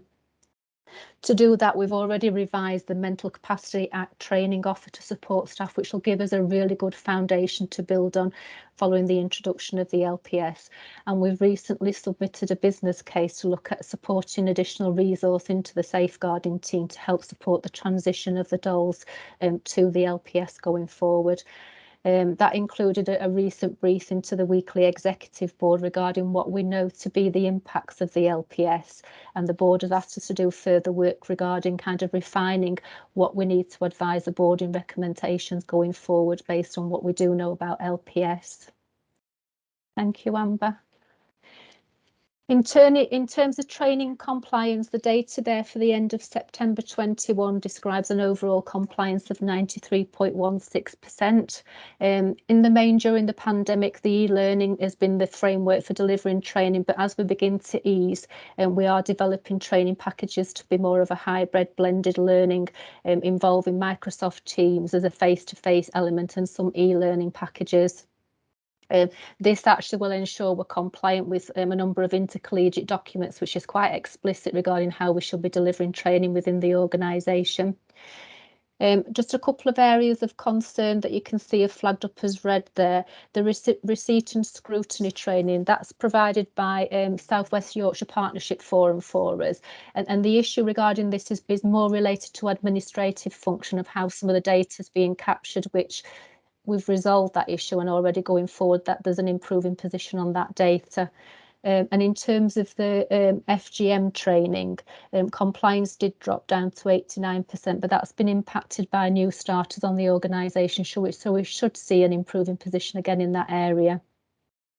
The one that we need to really do a bit some focus work around is about safeguarding supervision, which is really important for our staff to participate, but obviously has been an impact of the pandemic.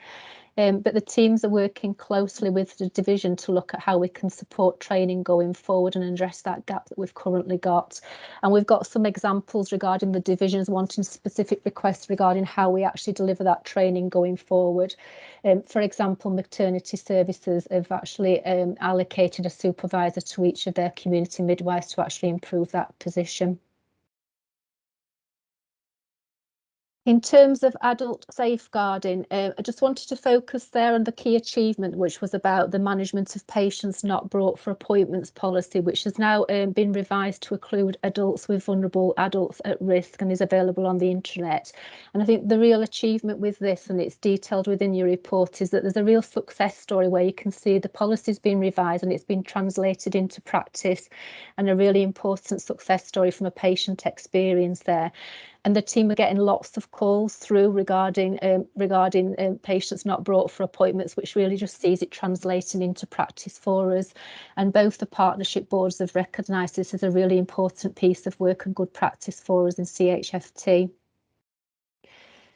In terms of priorities, just to focus upon the piece of work regarding ineffective and unsafe discharges, that does remain an issue in relation to safeguarding, and the team continue to work with the local authorities to have oversight into investigations related to these cases.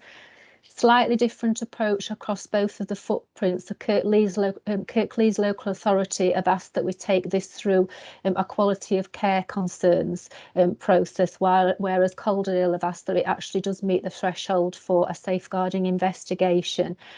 So there is more work to do, and we really do need to demonstrate assurance that we're progressing this, and this is currently going to be managed within the safer quality improvement work stream going forward, where a member of the safeguarding team will be supporting that piece of work as well. From a safeguarding children's perspective, obviously a number of achievements and priorities going forward for us. This team has actually had appointments of 2 new starters. So we've seen appointments of the Safeguarding Children's Advisor and the named nurse coming into post in September. So in discharging their duties, they provide day-to-day advice and support to staff in relation to safeguarding and children, and the team are prioritising the safeguarding supervision, which I'd mentioned in the earlier slide, to increase the compliance going forward. By appointing these 2 new starters into post, it's also given us an opportunity to do a focused piece of work with supporting children of 16 to 17-year-olds that have got safeguarding concerns or mental health concerns that are placed on adult areas. So they'll work very much closely aligned to those clinical areas. And in response to a local serious practice review, we have actually worked with community services to support the development of an agreed pathway which reflects some of the learning from that serious practice review. And there is ongoing work in relation to children's lived experiences to support our transition to supporting trauma-informed care.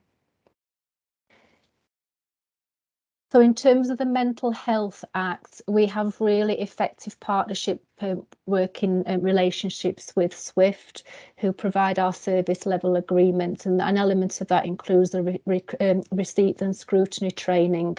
The team also have attendance and representation at the internal mental health operational group, and either myself or the head of safeguarding the team attends the mental health committee, which is hosted by SWIFT. Provides a really good opportunity for kind of discussing concerns, looking at how we can work collaborative to improve the experience of our patients.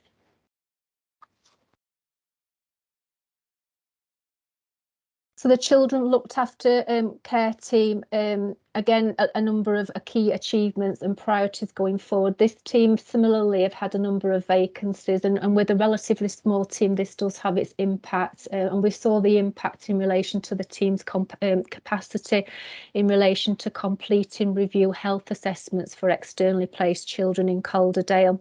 We did put this on the risk register and pulled together a contingency plan and informed our partners of that plan. And just to give assurance to the board that we wanted to address that shortfall by December 21, and we have achieved those waiting times, and that piece of work has been completed. And finally, within maternity safeguarding, so some of the key areas for maternity are mental health issues, where this may impact on parenting ability, And to support the management of cases where there are possible safeguarding concerns, there is a specialist midwifery panel that meets once a week to review complex cases and establish if the pregnant woman would benefit from additional support from one of the specialist midwives. So the panel has an overview of complex cases to support closer multidisciplinary working and to support a more robust risk assessment process and planning for birth in relation to the unborn. There was a review of two of those processes, so the multi-agency pregnancy liaison advice group and supporting women in antenatal services. Again, both of those areas have been reviewed to ensure that there's an enhanced risk assessment process to wrap around the right service around those group of individuals. And I think that's everything. Thank you. Are there any questions or comments? This went through quality, didn't it, as well? It did, I remember, yes, yeah. I remember attending quality committee. Yeah, it did. When I attended with Karen, and I know it had a very thorough discussion there. Are there any other questions or comments to Andrea, who's brought us up to date with the annual plan, which we're asked to note? Okay, what I'm going to do, Andrea, because I know how many slides you've got coming up for the next one. There are 17 slides. So what I would suggest you do is that we have a break and you find a way of trying to find a way of condensing those slides. Okay. There's a point there from Alan that I wanted to repeat. That's the I wanted to record it. The safeguarding team have done a great job throughout the pandemic, which you've mentioned.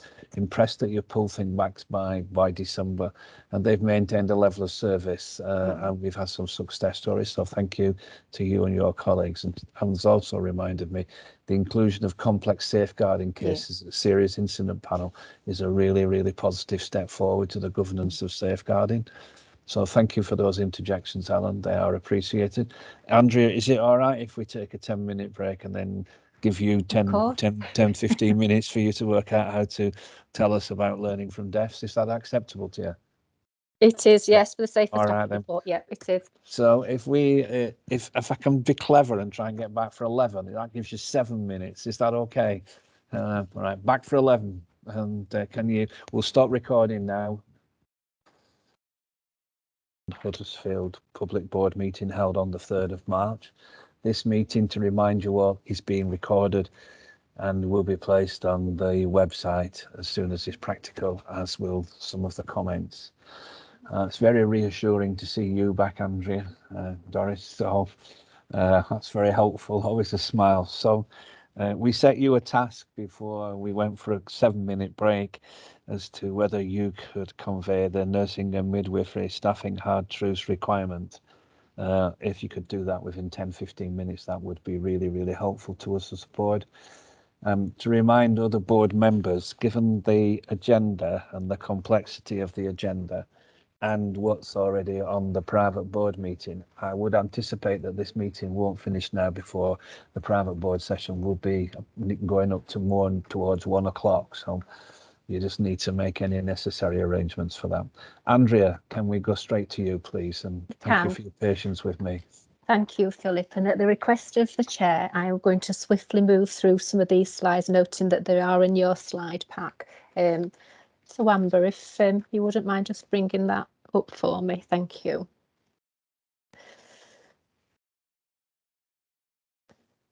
Yeah, and just I just thought it was really still very important to actually give context for the board regarding this report, which is one of the essential standards that all healthcare providers must comply with as part of the CQC regulatory standards, the Nursing Midwifery Council recommendations, and national policy and safe staffing.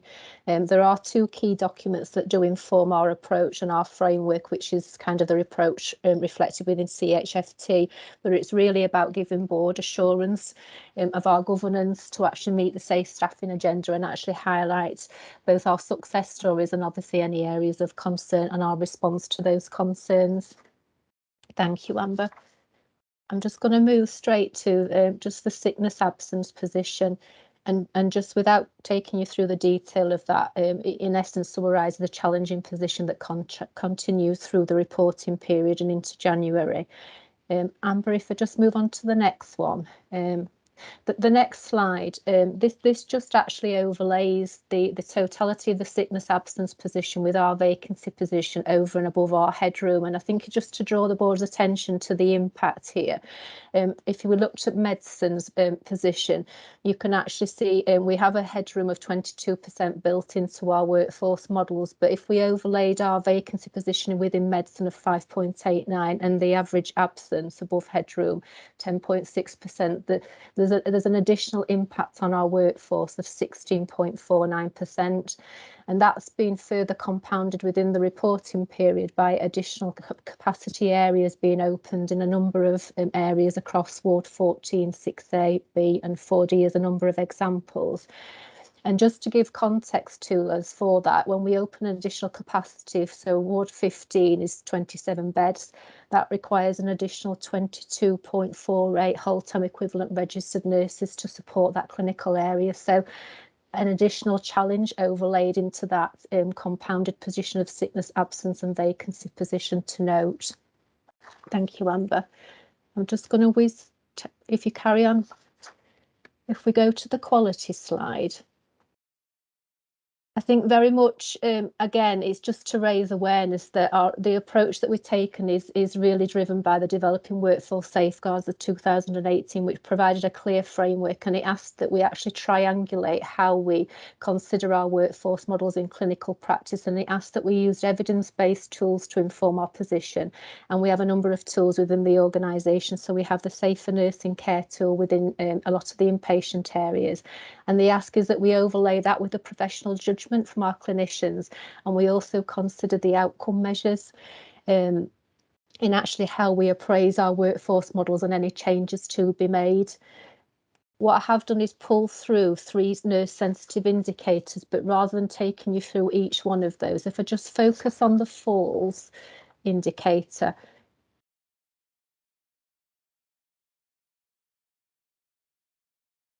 So falls during the reporting period has remained at its highest during August and October, which reflects a challenging fill rate position, which dropped to its lowest point in October, 84.5%, and that's consistent against the CHPPD position, which was at its broadest gap between August and October.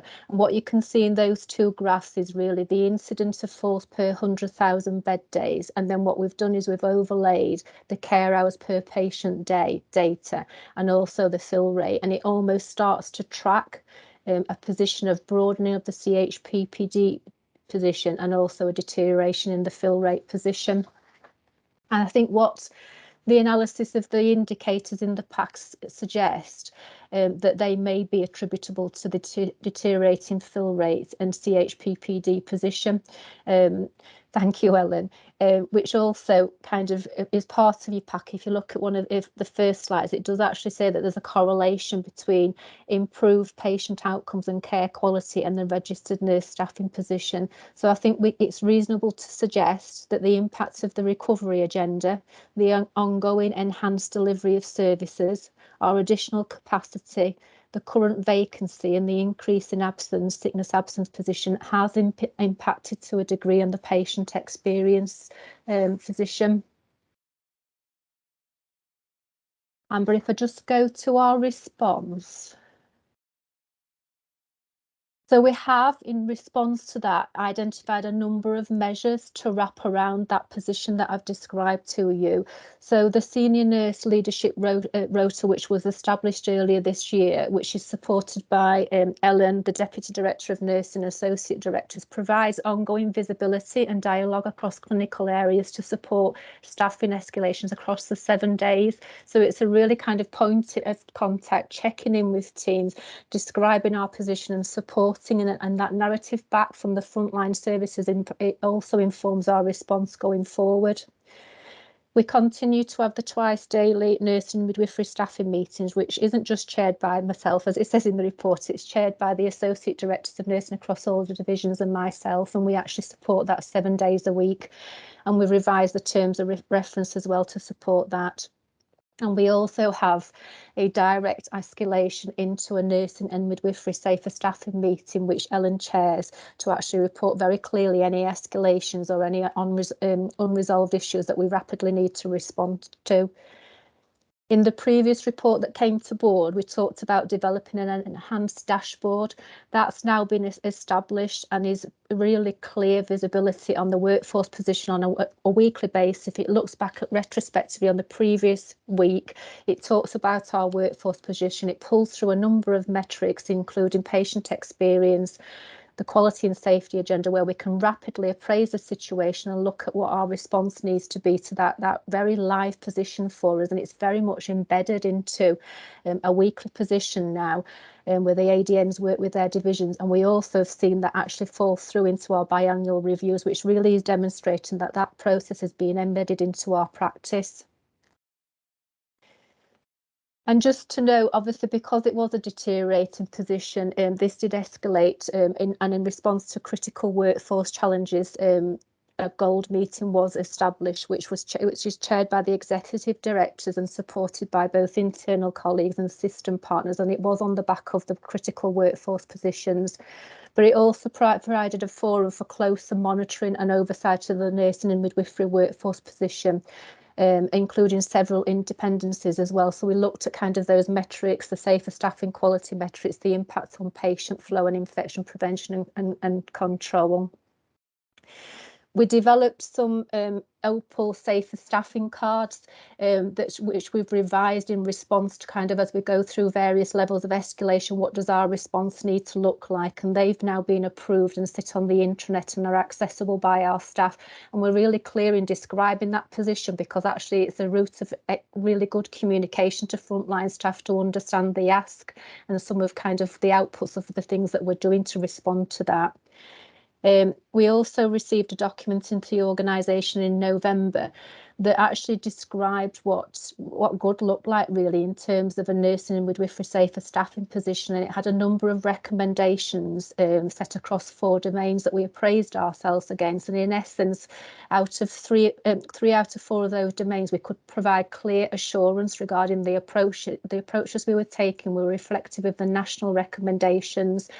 The elements that we weren't achieving were just kind of final things that we needed to do some fine tuning for, but it actually demonstrated a really good position in the way that we were thinking internally regarding our workforce challenges. And if I could go to this one and really just use this as an opportunity to call out and shout out a bit of a celebration. So when I began in the slide pack, I think historically in the organisation we've described an ongoing challenge of about 150 nursing and midwifery vacancy positions.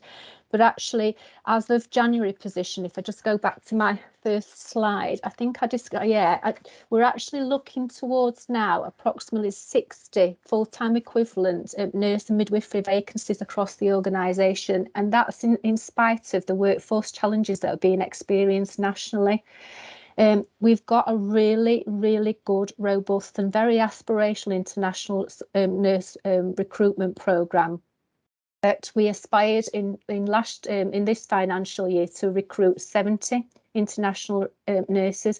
We absolutely achieved that, and we've just recently received approval from the weekly executive board, and we've received NHS-EI funding for a further 80 in the new financial year, which, if the waterfall diagram, is just really demonstrating a really healthy position that if we continue with those recruitment schemes of work, those pipeline schemes of work, we're actually going to be in a really healthy position, and we absolutely need to build on this going forward. And I think also, whilst that we've got some really robust recruitment strategies, because there's also a really robust trainee nurse and associate strategy, the retention strategies are actually from the International Nurse Recruitment Programme. Our attrition is 0.64% across the whole of international nurse recruitment, which is 1 nurse has left our organisation, We did look to understand the reason why, and there's good reasons why they left us, but that's a really impressive piece of work. And I think just to build on, we're working closely with WAD colleagues and the employability team, who are creating some really good pathways for people to come into our organisation. You can really see some really robust career pathways of where we're absolutely growing our own staff. And one of those schemes of work has really helped in mitigating our challenging position by the creation of a ward helper, which was on the back of a volunteer pilot programme, but absolutely has been embedded in the organisation through the employability team, but also through the development of the Care Club, which is a volunteer club for our staff to support. And that's been working really well. And we've got some really good examples of how that's mitigated our position in the organisation. So if I can just quickly move on to next steps. So still lots more to do, and we really need to build on that robust recruitment and develop further retention strategies. The pandemic has led to a lot of people interested in a nursing and midwifery career, and we've seen real demand in that from a HEE perspective. So we need to prepare ourselves for that and increase our student nurse placements through an expansion of clinical placements. We need to build on the health and wellbeing offer to support our colleagues, and also against the backdrop of our relaunch of the nursing and midwifery time to care, there was an element in there about recruitment and retention and the dream team, and we need to start talking about what that can look like from a multi-professional perspective. And we're really keen to work with our nurse leaders and look at the matron's role against the Chief Nursing Officer's matron handbook. Thank you, Amber. Just the last slide then. So in summary, during the reporting period, establishment reviews have been undertaken which continue to focus on the recovery agenda and returning many of our services now to the pre-COVID workforce models. There is evidence to suggest that there has been an impact, which describes an impact on unmet patient needs, and we continue to closely monitor those nurse sensitive indicators and the red flags escalations to demonstrate, which does demonstrate a trend with the RN shortfall position that we've experienced. Philip, did that meet your goal? I hope that wasn't too fast. No. And I didn't want you to not present all the key information. And from what I'd read, you've done that admirably. So thank you very, very much indeed. There's some really good comments in the in the chat box. There's a bit of a challenge from Richard that says, is the lower quartile position a surprise, or are we expecting our position to improve? From what I've read, we are expecting our position to improve. So the answer to that question is yes, I think, Richard. Has anybody therefore got any other questions or comments? I note that it's been to Workforce Committee on the 15th of February. With that in place then, Andrea, can I thank you for your patience with me personally, as I've mucked you about a bit, and to also say thank you for the rest of the board, and to ask the board to note the nursing and midwifery staffing hard truths requirement. Okay, then we will then move on to David, who's now going to deal with item number 16, which is learning from the deaths report Q3, and I'll hand over to you, David. Thank you, Chair. So I will be really brief because I think the paper's fairly self-explanatory. But I think there's some good things in this report just to highlight to you. So firstly, quite a lot of work going on to modify the screening tool so it becomes more speciality specific and give further information for the speciality reviews that are ongoing now.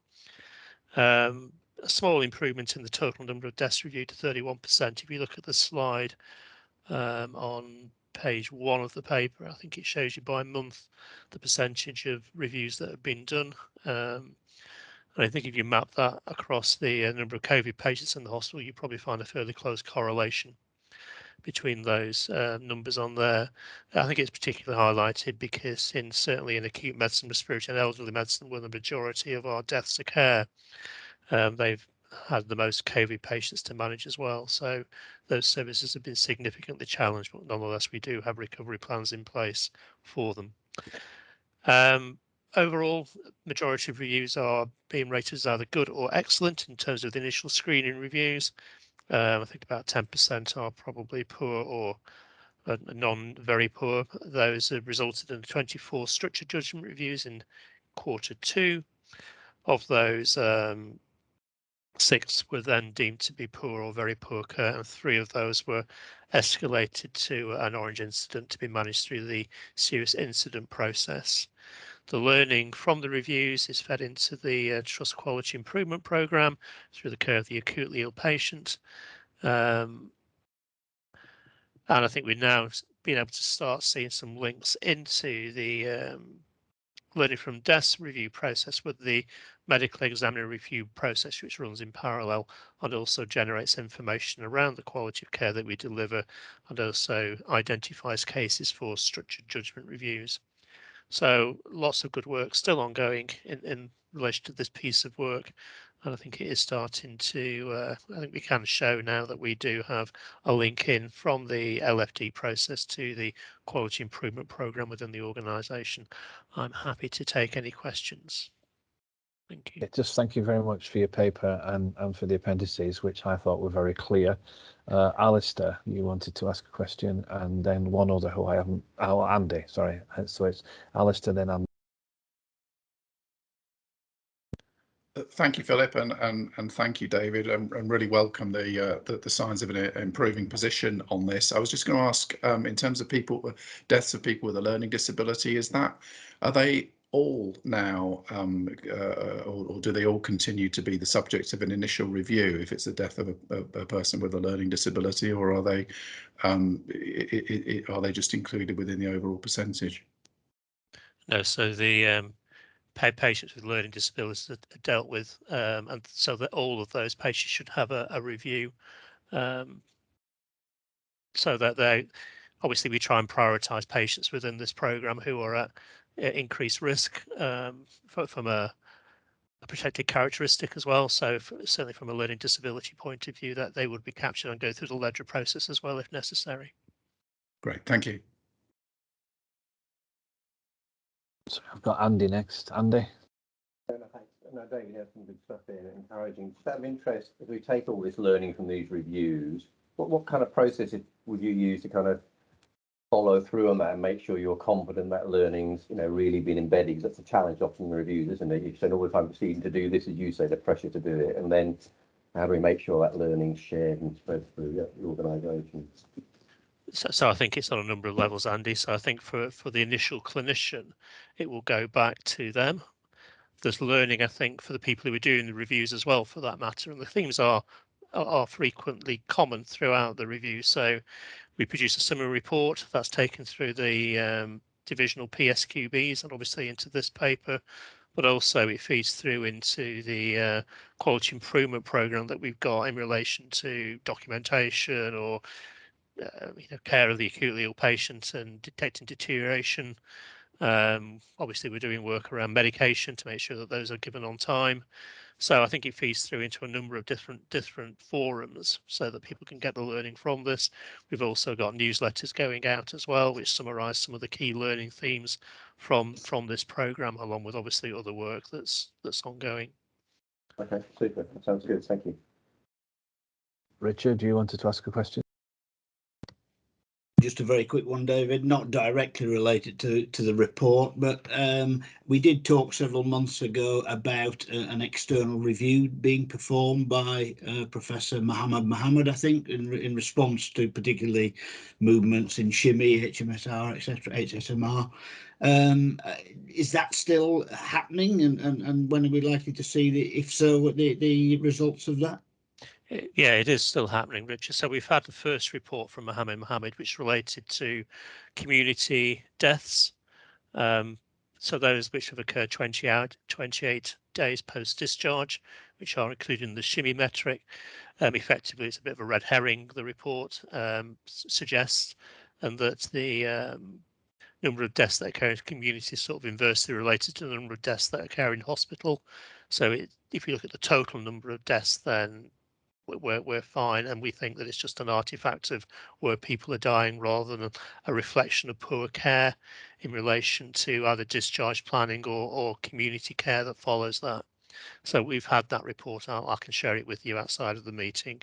We have commissioned a further piece of work, however, to try and understand what's happening and why the SHME is increasing, and now HSMR to a lesser degree.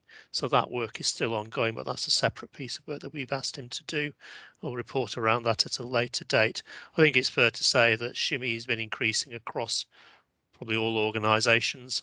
I don't think we truly understand why that is. It may be rebased at some point, so SHME may fall. That has happened once already through last year.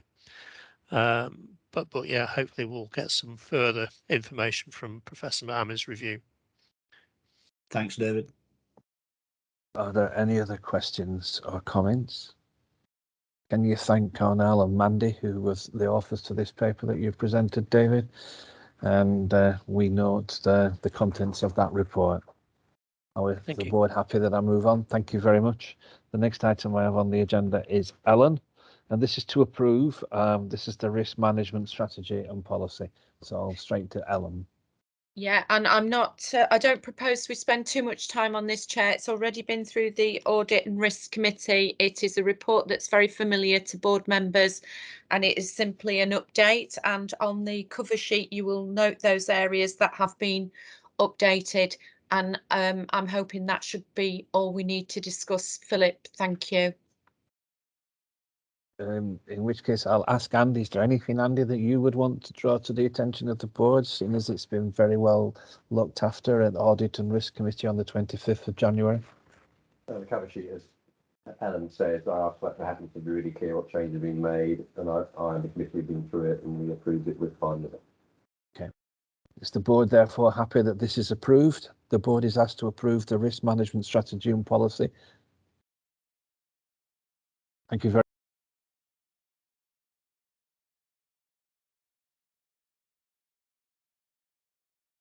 It's oh, Bath, sorry. Bath I'm next. back. Bath. Sorry. Oh, Bath. We've approved the risk management strategy of the board. Are we now on the board assurance framework? The board assurance framework is now Andrea. Thank you, Philip. So the board assurance framework is a key part of our system of internal control, and it details the risks to the achievement of our strategic objectives. This is our third update of the year and the last one for the financial year. It was reviewed at the Audit and Risk Committee at the end of January, and following this we did some further work for some of the risks, just to identify and confirm actions which would help mitigate the risk and move the risk score towards the target score that we're aiming to get to. As part of the updates, lead directors have identified reductions in scores for 3 of the risks, and the rationale for that is given in the paper, so I won't go through that in detail. 2 of the risks with reduced scores have actually met their target scores. The first of those was the risk 320, which is about learning from the pandemic and business better than usual. The board members have agreed back in February that this risk will be removed from the BAF from April 2022, and that's because of assurances of positive learning from the pandemic, and that work is now becoming mainstreamed within service planning and transformation. So we're looking for the board to formally confirm the removal of that risk today. The second risk, which has reached its target score, is the capital risk 1419. It was agreed that that will remain on the board assurance framework following discussion at Finance and Performance Committee, as it was agreed that there was potential for that risk score to increase. The third risk with a reduced risk score is the health inequalities risk, and that reflects the progress made, which we heard about in the board meeting earlier today. So we're asking for the board to approve that and the removal of the pandemic risk, learning from the pandemic risk, and to note the movements in the board assurance framework risk scores. So happy to take any questions. Andy, you were quick to the draw there, Andy, first.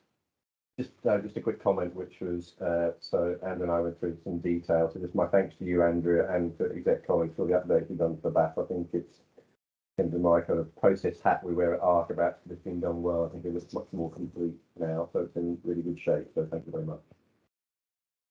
Thank you. And any other questions or comments to Andrea?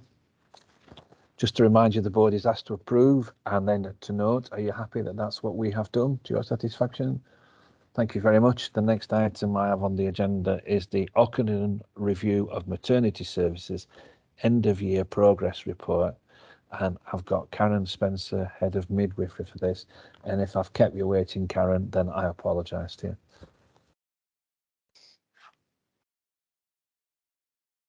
I'm not sure Karen's actually on the call at the moment. Do you want to go to the quality report? Well, that's you. So is that Yeah. all right? Yeah, you don't Is mind that? Okay. Well, we'll go down to the quality report then, please. Okay. Thank you. Sorry about that, Chair. No, it's fine. It's fine. It's fine. Okay, so the quality report again has been considered in detail at the quality committee, and I will just take the board members through some of the highlights within there. So Care Quality Commission, we've had some discussion about that earlier in the board meeting, but you will see there that we are on plan with some of the must-do actions. We work very closely with CQC. We have a new inspection manager and head of inspection, and we've met with them, and we continue to work with our regulatory partners. The journey to outstanding reviews, again, I won't repeat what was said earlier, and those reports go straight back into the CQC compliance group, as well as being reported into quality committee. In terms of dementia care and screening, I will come to David Birkenhead when I've finished talking us through it, and I know David will provide some feedback around there. In terms of patient experience participation, we've strengthened the patient experience team. We have a quality manager appointed in January of this year, and we're doing some targeted work around friends and family test with both our staff and our service users.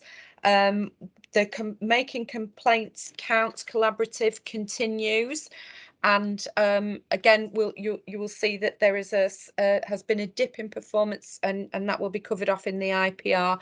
But I'm pleased to say that we have enlisted some external support, and we are actively addressing the backlog and making sure that divisions and directorates are very well supported in their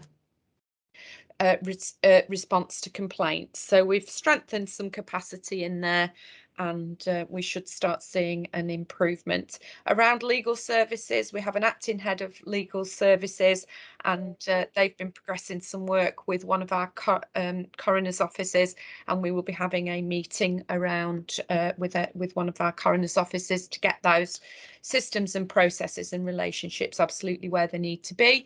We've strengthened the reporting arrangements into divisions, so everybody's cited on claims and inquests. Sometimes claims and inquests can take quite a while to work through the system, and we need to make sure that divisions are fully cited on those. And we are incorporating the learning from the GIRFT, which is a very specific piece of work around inquest and claims. You'll see some narrative in the report around incidents. We've seen an increase in reports in January to 927 from 812 in December, and you'll see there the examples of where we've learnt and the learning from serious incidents.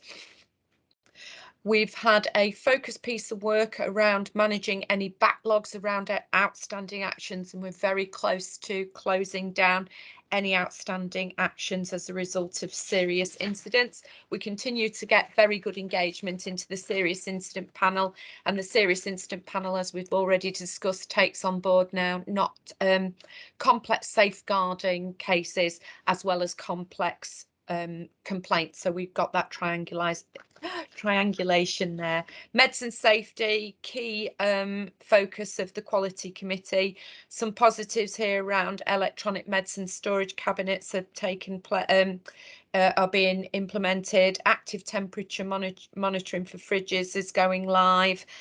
We have had some challenges with quoracy at the medicine safety group, and we are on with that and reviewing the membership there. Maternity services, then the Ockenden report, I'll either let Karen speak to that or I'll speak to it in a moment. Healthcare safety investigation branch, we have 6 current open investigations. We're waiting for the feedback from there. There's a very clear governance structure when we have had feedback from the HSIB reports. And I would like to point out that you'll see within the report some narrative around the availability and the staffing challenges that the maternity services have been through in line with everybody else as a result of COVID. But I'm pleased to say that our figures around maintaining one-to-one care in labour have been maintained, and I think we should acknowledge the hard work that's gone on in order to maintain that safety of ladies in our care. Quality priorities, you'll see there's quite comprehensive coverage of the quality priorities in the report.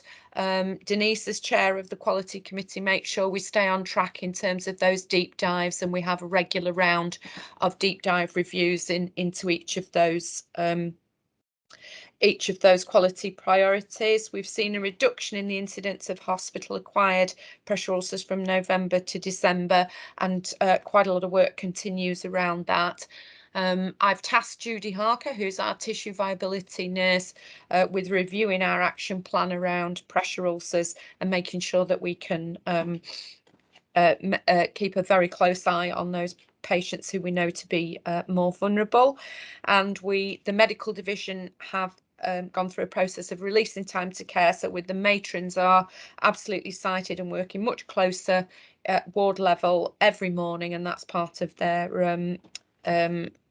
role as matron, and part of that will include picking up on any patients who are vulnerable. And the other one to mention is our clinical documentation. So we are still driving the improvements around clinical documentation. David, myself and Jim had a really productive conversation this week with our our Chief Nurse Information Officer, and Graham Walsh as medical clinical lead, to look at our further improvement that we need to have in place. And there's been some improvement in terms of sepsis identification within ED. So I will pause at this point. David, could I come to you for some narrative around dementia screening, please? Yeah, thanks, Helen. So obviously disappointing to see the figures reduce from where they were in October, which the 44% isn't great, but certainly better than where we were in January 21. I think there was a lot of targeted work happening in September, October, November, in terms of reminding colleagues of the importance of doing dementia screens and following them up when they weren't, and that wasn't sustainable in the long term. And as a result of that, we started to see the scores slip again. I think we have some reassurance, and it is reassurance rather than assurance, that dementia scores are probably better than stated on this paper, because people are doing and collecting that information in areas which are not captured by the electronic audit within Cerner. So instead of using the structured form, they're adding data into free text boxes, which doesn't help. We could potentially do some audit work to provide some assurance around that. I think we are challenged. The paper talks about doctors changing, and whilst they do, I don't think that's really the reason why we've seen the slip here. The doctors tend to change in August and February, so not within the timescale within this paper. But it is a challenge because with the exception of CHFT, dementia screening is done generally by nursing colleagues across the rest of Wyatt. So when the doctors do come into CHFT, they're not aware of the process. So we do have to start again every time we get a new set of doctors coming through. Having said that, they are told about it at induction. I don't think moving this away from the doctors into a nursing responsibility will solve the issue. I think what we need to do is try and make it easier and more evident when it's not been done. So in that regard, in addition to the actions that you see in the paper here, I've spoken to our Chief Clinical Information Officer, so we are going to develop a thing called an M page for both medical tasks and nursing tasks. So this is a page that pulls all of those tasks together, and we can put it up front in the admission documentation that happens. So it'll be really clear that people need to complete the dementia screen rather than have to find a page within the EPR. So I'm hoping that will improve not just dementia screening, but other mandatory reviews that we need to capture across both nursing and medicine. We are introducing whiteboards. They're due to be rolled out in the next 4 weeks or so, which will make it clearer where dementia screens have not been done. So they'll be on wards as we roll out. I think the places we need to focus on are the admission units when these reviews should be taking place, really. We need to continue doing the work that's ongoing around making sure that our clinicians view this as an important task, both from a consultant point of view and a junior doctor point of view. So we will continue with those conversations with our divisional director colleagues and clinical director colleagues to, make sure that the consultant colleagues and others are well aware of that position in the organisation. And finally, if I can't see improvement from all of that, then we may be able to make this a mandatory field within EPR, so you can't move on until you've done it. There are some risks associated with doing that, because clearly if you have an emergency to deal with and you're prevented from accessing the clinical record because the dementia screen hasn't been done, then that may prevent a challenge, and we also need to negotiate with Bradford around that action. But a lot of work still ongoing, but disappointing to see the figures as they are at the moment. I'm happy to take any questions or indeed hear suggestions as to what else we may be able to do. Okay, Denise has indicated straight away, so I'll go to Denise. David, thank you very much for that update in regards to dementia screening. I think it would be really useful if there's any possibility of auditing some of the free text just to give us a better position than you think we are at the moment. That is one thing. And in terms of actually the screening itself, I would give out another challenge to say that when you have a look at the multidisciplinary team, as well as the doctors and nurses, there are other members, for example, AHPs, occupational therapists, are trained. That's part of the basic training. So there may be additional capacity to support the dementia screening if we look at it a little bit wider than we are at the moment. Thanks, Denise. I mean, the frustrating thing about all this is that it takes about 2 minutes to do a dementia screen. So, once you've persuaded somebody to go and do that, it's not really a very time-consuming task. So, I think we just need to get people onto the right page where they see this as important and actually do it as part of the admission documentation. But I agree, other colleagues could do it. I don't know whether that makes it more or less complicated in terms of defining whose responsibility it is. I appreciate that. Yeah. Are there any other questions, comments to either David or Ellen? Can I thank Kim for putting this together and the presentation by Ellen and David. This did come to Quality Committee on the 21st of February, sorry, and it was well discussed, and assurances sought in the areas that have already been discussed today. So is the board happy that we note the content of this report and the ongoing activities? Thank you very much.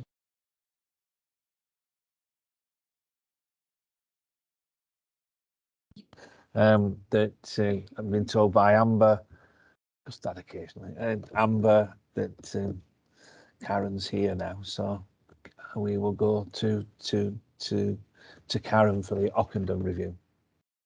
Thank you very much. So, hi, Karen. Hi.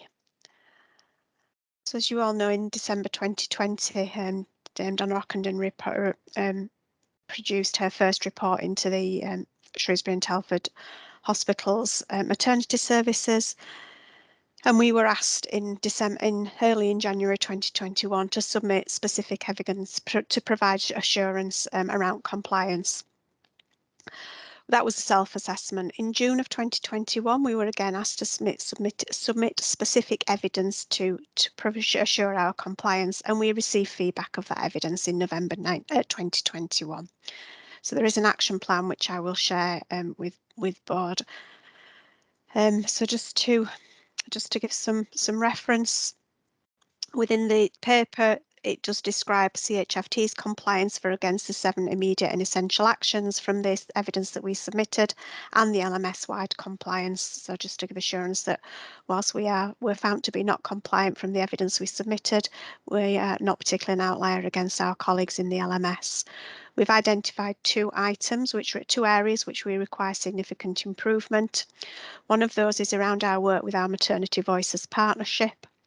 through the pandemic has absolutely halted a lot of the work we did with our Maternity Voices partnership.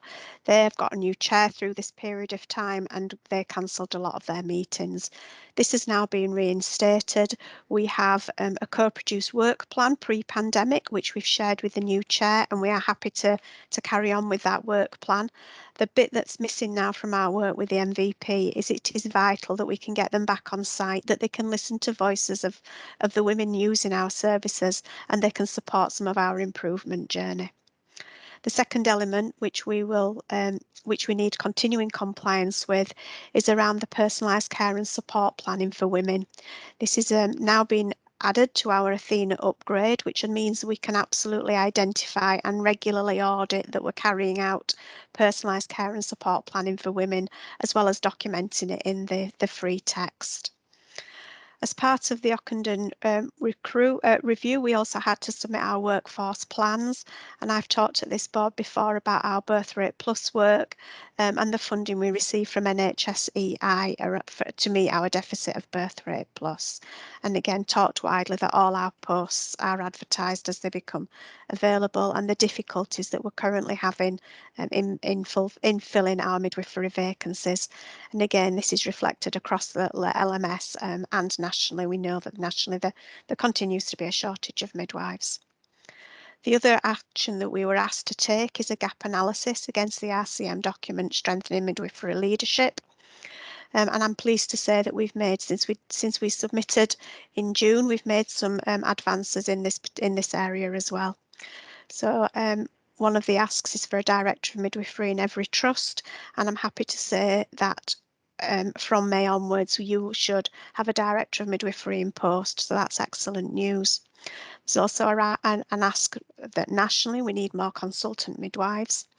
CHFT don't currently have a consultant midwife, but what we do have is an innovative joint post with Huddersfield University, a professor of midwifery practice who works 50% with the university and 50% with us. So again, that really helps us to bridge the gap between research and practice, translate research into practice, and supports the operational teams to deliver practice-based care. The document describes specialist midwives in every trust, and I'm happy to say at CHFT we do have a full range of specialist midwives providing a range of specialist support from antenatal screening and bereavement right through to risk and governance and public health. The paper describes the ongoing midwifery leadership, and again at CHFT we know that we're extremely fortunate that we've got our online leadership development programme within the HR teams and ward, and that all our Band 7 midwives have access to that learning. So I'd just like to share my screen with you if I may, just to give you an update of where we are against the action plan that we submitted to the LMS.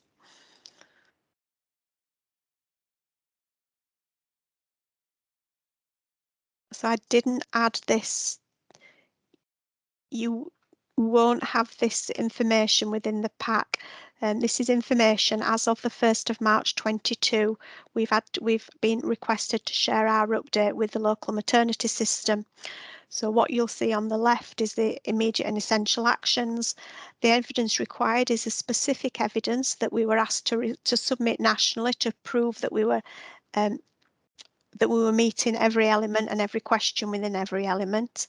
The first box, December 21, is the position that we were in when we received our feedback in November, and March 22 is the position as of the 1st of March, and at that time this is the ongoing work. So this is work that we can evidence, we can absolutely point to, whether it's a SOP, a guideline or written confirmation that we've achieved exactly what's asked for. So we do still have some areas of red. We are working towards those. We've got some areas of amber. The amber areas are where we've got actions ongoing that we'll be taking to our next maternity forum in March for ratification before they're finally approved. So I think, as I say, some of the areas in red are around the work that's ongoing across the maternity network in terms of maternal medicine pathways, which will be region-wide pathways. We're involved in those, but as I say, we're still waiting for some of that work to be completed. So I think from a CHFT perspective, we've made significant inroads into the work that we needed to do to provide 100% compliance. So just scroll down to the bottom. Again, I'm happy to share this with board.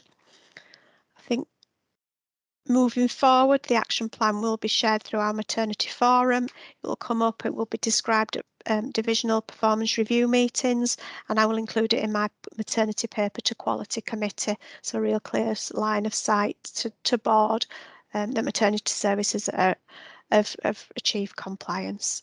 Just to give some context, we're expecting Ockenden 2 to be released on about the 22nd or 23rd of March. And again, I'm under no illusions there will be some extensive work required for maternity services to provide assurance. And as we move into spring and early summer, the CQC report into the East Kent maternity services, again, that's due to be released, and again, significant likelihood that there will be improvement work for maternity services across the NHS. So has anyone got any questions? Thanks, Karen. Any questions or comments to Karen? It's quite comprehensive.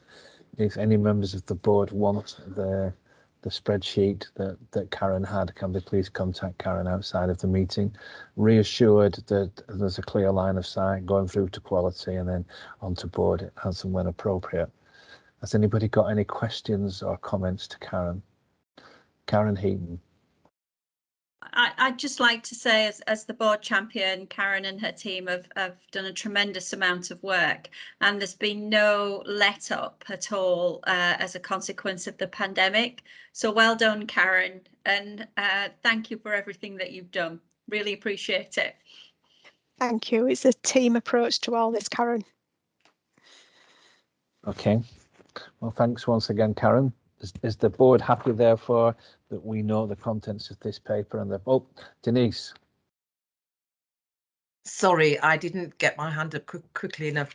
Karen, I've put a comment in the chat box, but I'll pick up with you outside of the meeting. I was just saying that I think it would be really useful in terms of the reports that come to the quality committee, if, as and when appropriate, there was an update on the audits that you're undertaking in terms of the evidence on personal care and the support plans. Yeah, I think that'd be a good addition. Yeah, my plan, Denise, was to include it in the body, but to include the reports as appendices to quality committee, so you're clearly sighted on where we are, where we need to get to.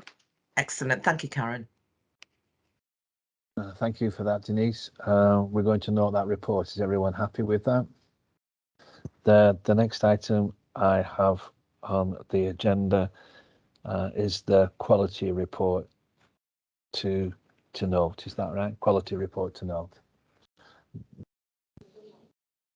We did that. We've done it. We've done Yeah. it. It's me. I haven't ticked it off. Apologies. I could see your eyes looking at me then. I'm thinking, what have I done wrong? The next item I have on the agenda is the integrated performance report from Joe. Thanks, Chair. I'm just going to quickly canter through just some key points. We did talk about this in detail at Finance and Performance on Monday. So overall, you will note performance for January has dropped to 61%, which is the lowest position in this year, mainly due to the responsive domain, which is now red, and the workforce domain, which has impacted on the overall deterioration. Safe is the only green domain, and caring remains amber, with complaints, as Ellen said, has dipped again following improvement. Obviously, January was a very tricky month in terms of operational issues. That has definitely impacted on where we are with all of this. The effective domain is amber again. A couple of targets missed around SHIMI and HSMR and neck femur, which I think we've talked about before, and responsive around the emergency care standard and the stroke standards and ED in particular.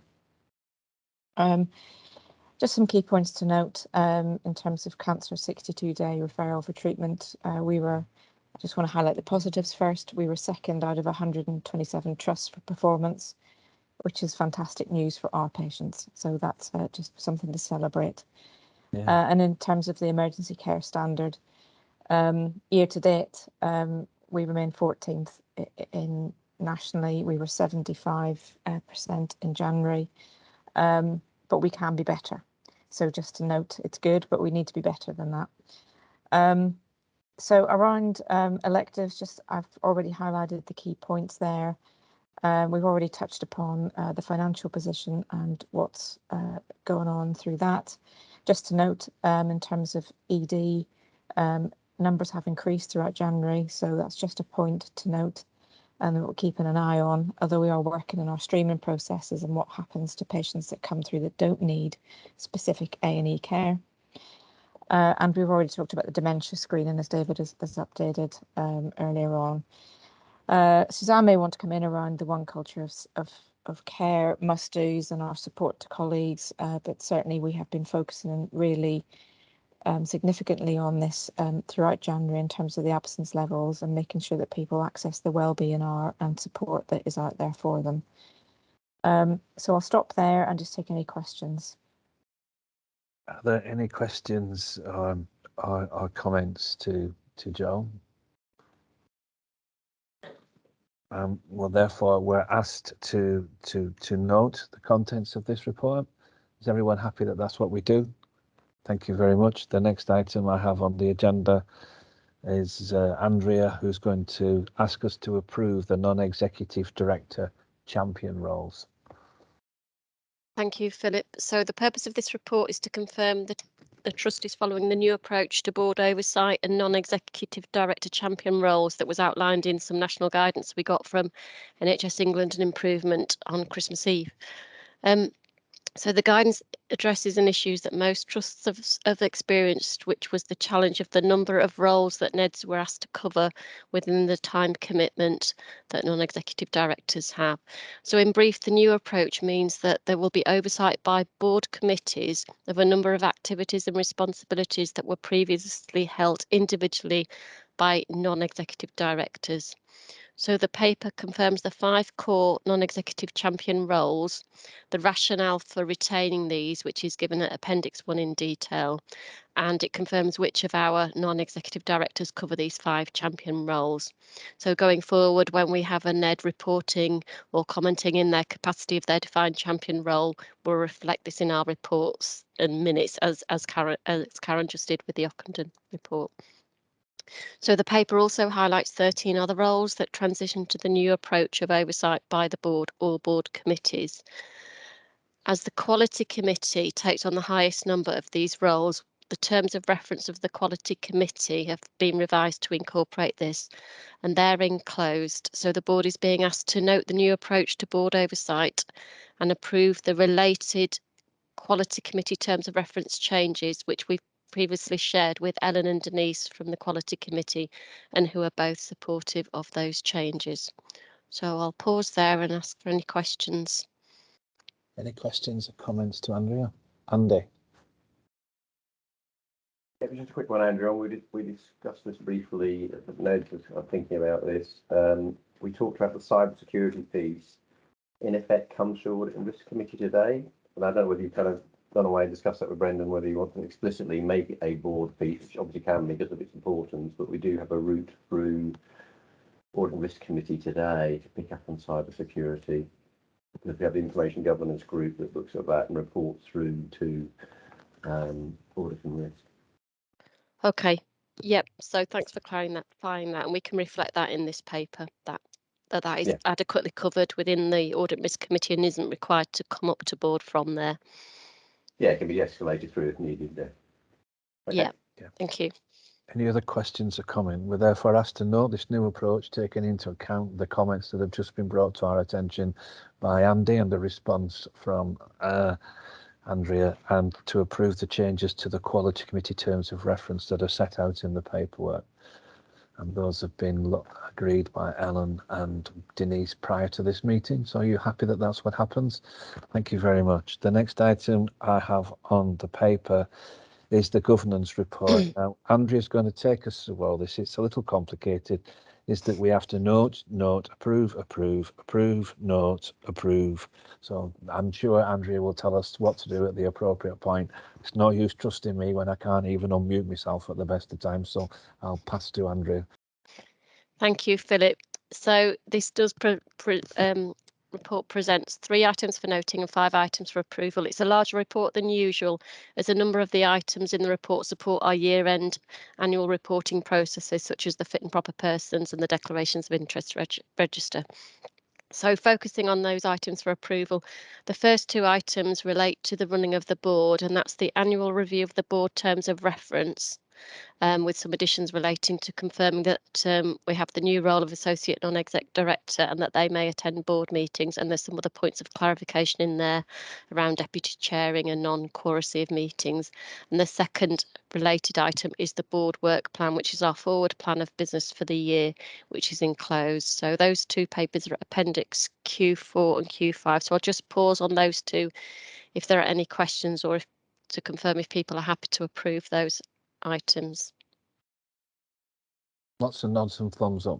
Okay, thank you.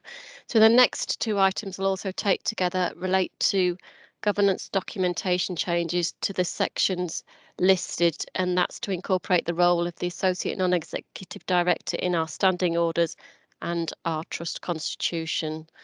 They're all attached at appendices 6Q 1 and 2. So I'll pause there similarly to see if people are happy to approve those.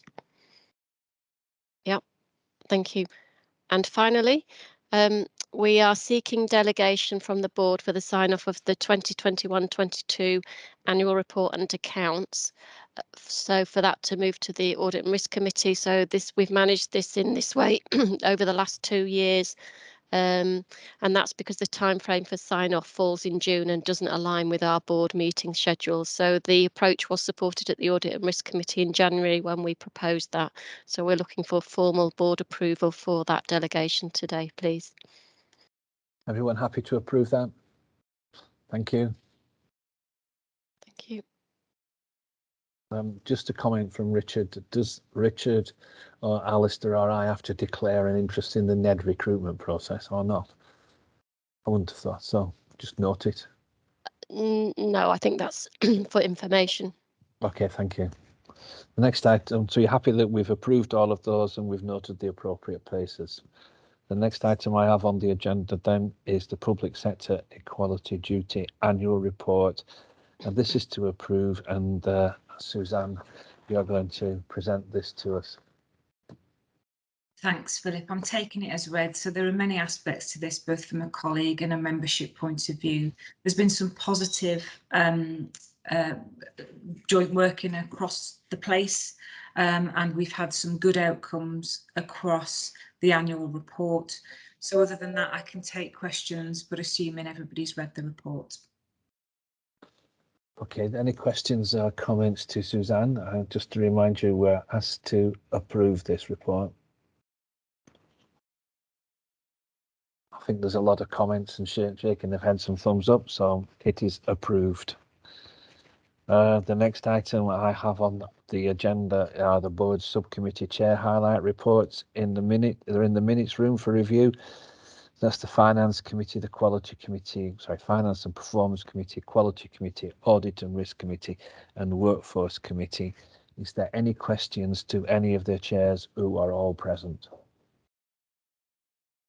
Okay, we will take that. Items from the review room, Calderdale and Huddersfield Solutions Managing Director's Report. We're happy with that. The Council of Governors minutes on the 27th of the 1st. The Organ Donation Committee meeting, which I go to that and chair that. I just want to say that that's performed brilliantly during the pandemic, and we should be really proud of what's been achieved and the dedication of the staff. And the Charitable Funds Committee meeting held on the 21st and the 8th. Both Richard and I attended that, and I think Peter did one of those meetings. Happy to take any questions of that. Okay, well, we've received all of those. They have been noted. The next the next board meeting will be on the 5th of May at 9 o'clock. I just want to say thank you for your patience with me today. I've missed a few of the appropriate buttons. I've not spotted people quickly enough, but we have got through a vast amount of 29 items, and it is just gone 12 o'clock. So on that happy note, can I say thank you very much, and to remind people that we now have a private board meeting that is available just for board members, and that will start in how long do you want? Do you want 10 or do you want 15 or do you want, I don't, 10 minutes? People are saying 10. Let's go for 10. 10 minutes back, so let's be back about 10 past 12. Thank you very much indeed. See you soon, and thank you for all those that attended. Just to say one more thing, the governors and people who attended, have we missed anything, or is there any of the governors wanted to bring anything to the attention of the board? No, it's been a very heavy meeting, but it's been a very interesting meeting. Thank you, Thank you. everybody. Thank you, Christine. All right then. On that happy note of it, we've got things done. I'll see you all at 10 past 12ish. See you soon. Bye bye. And thank you for those that attended. Bye bye.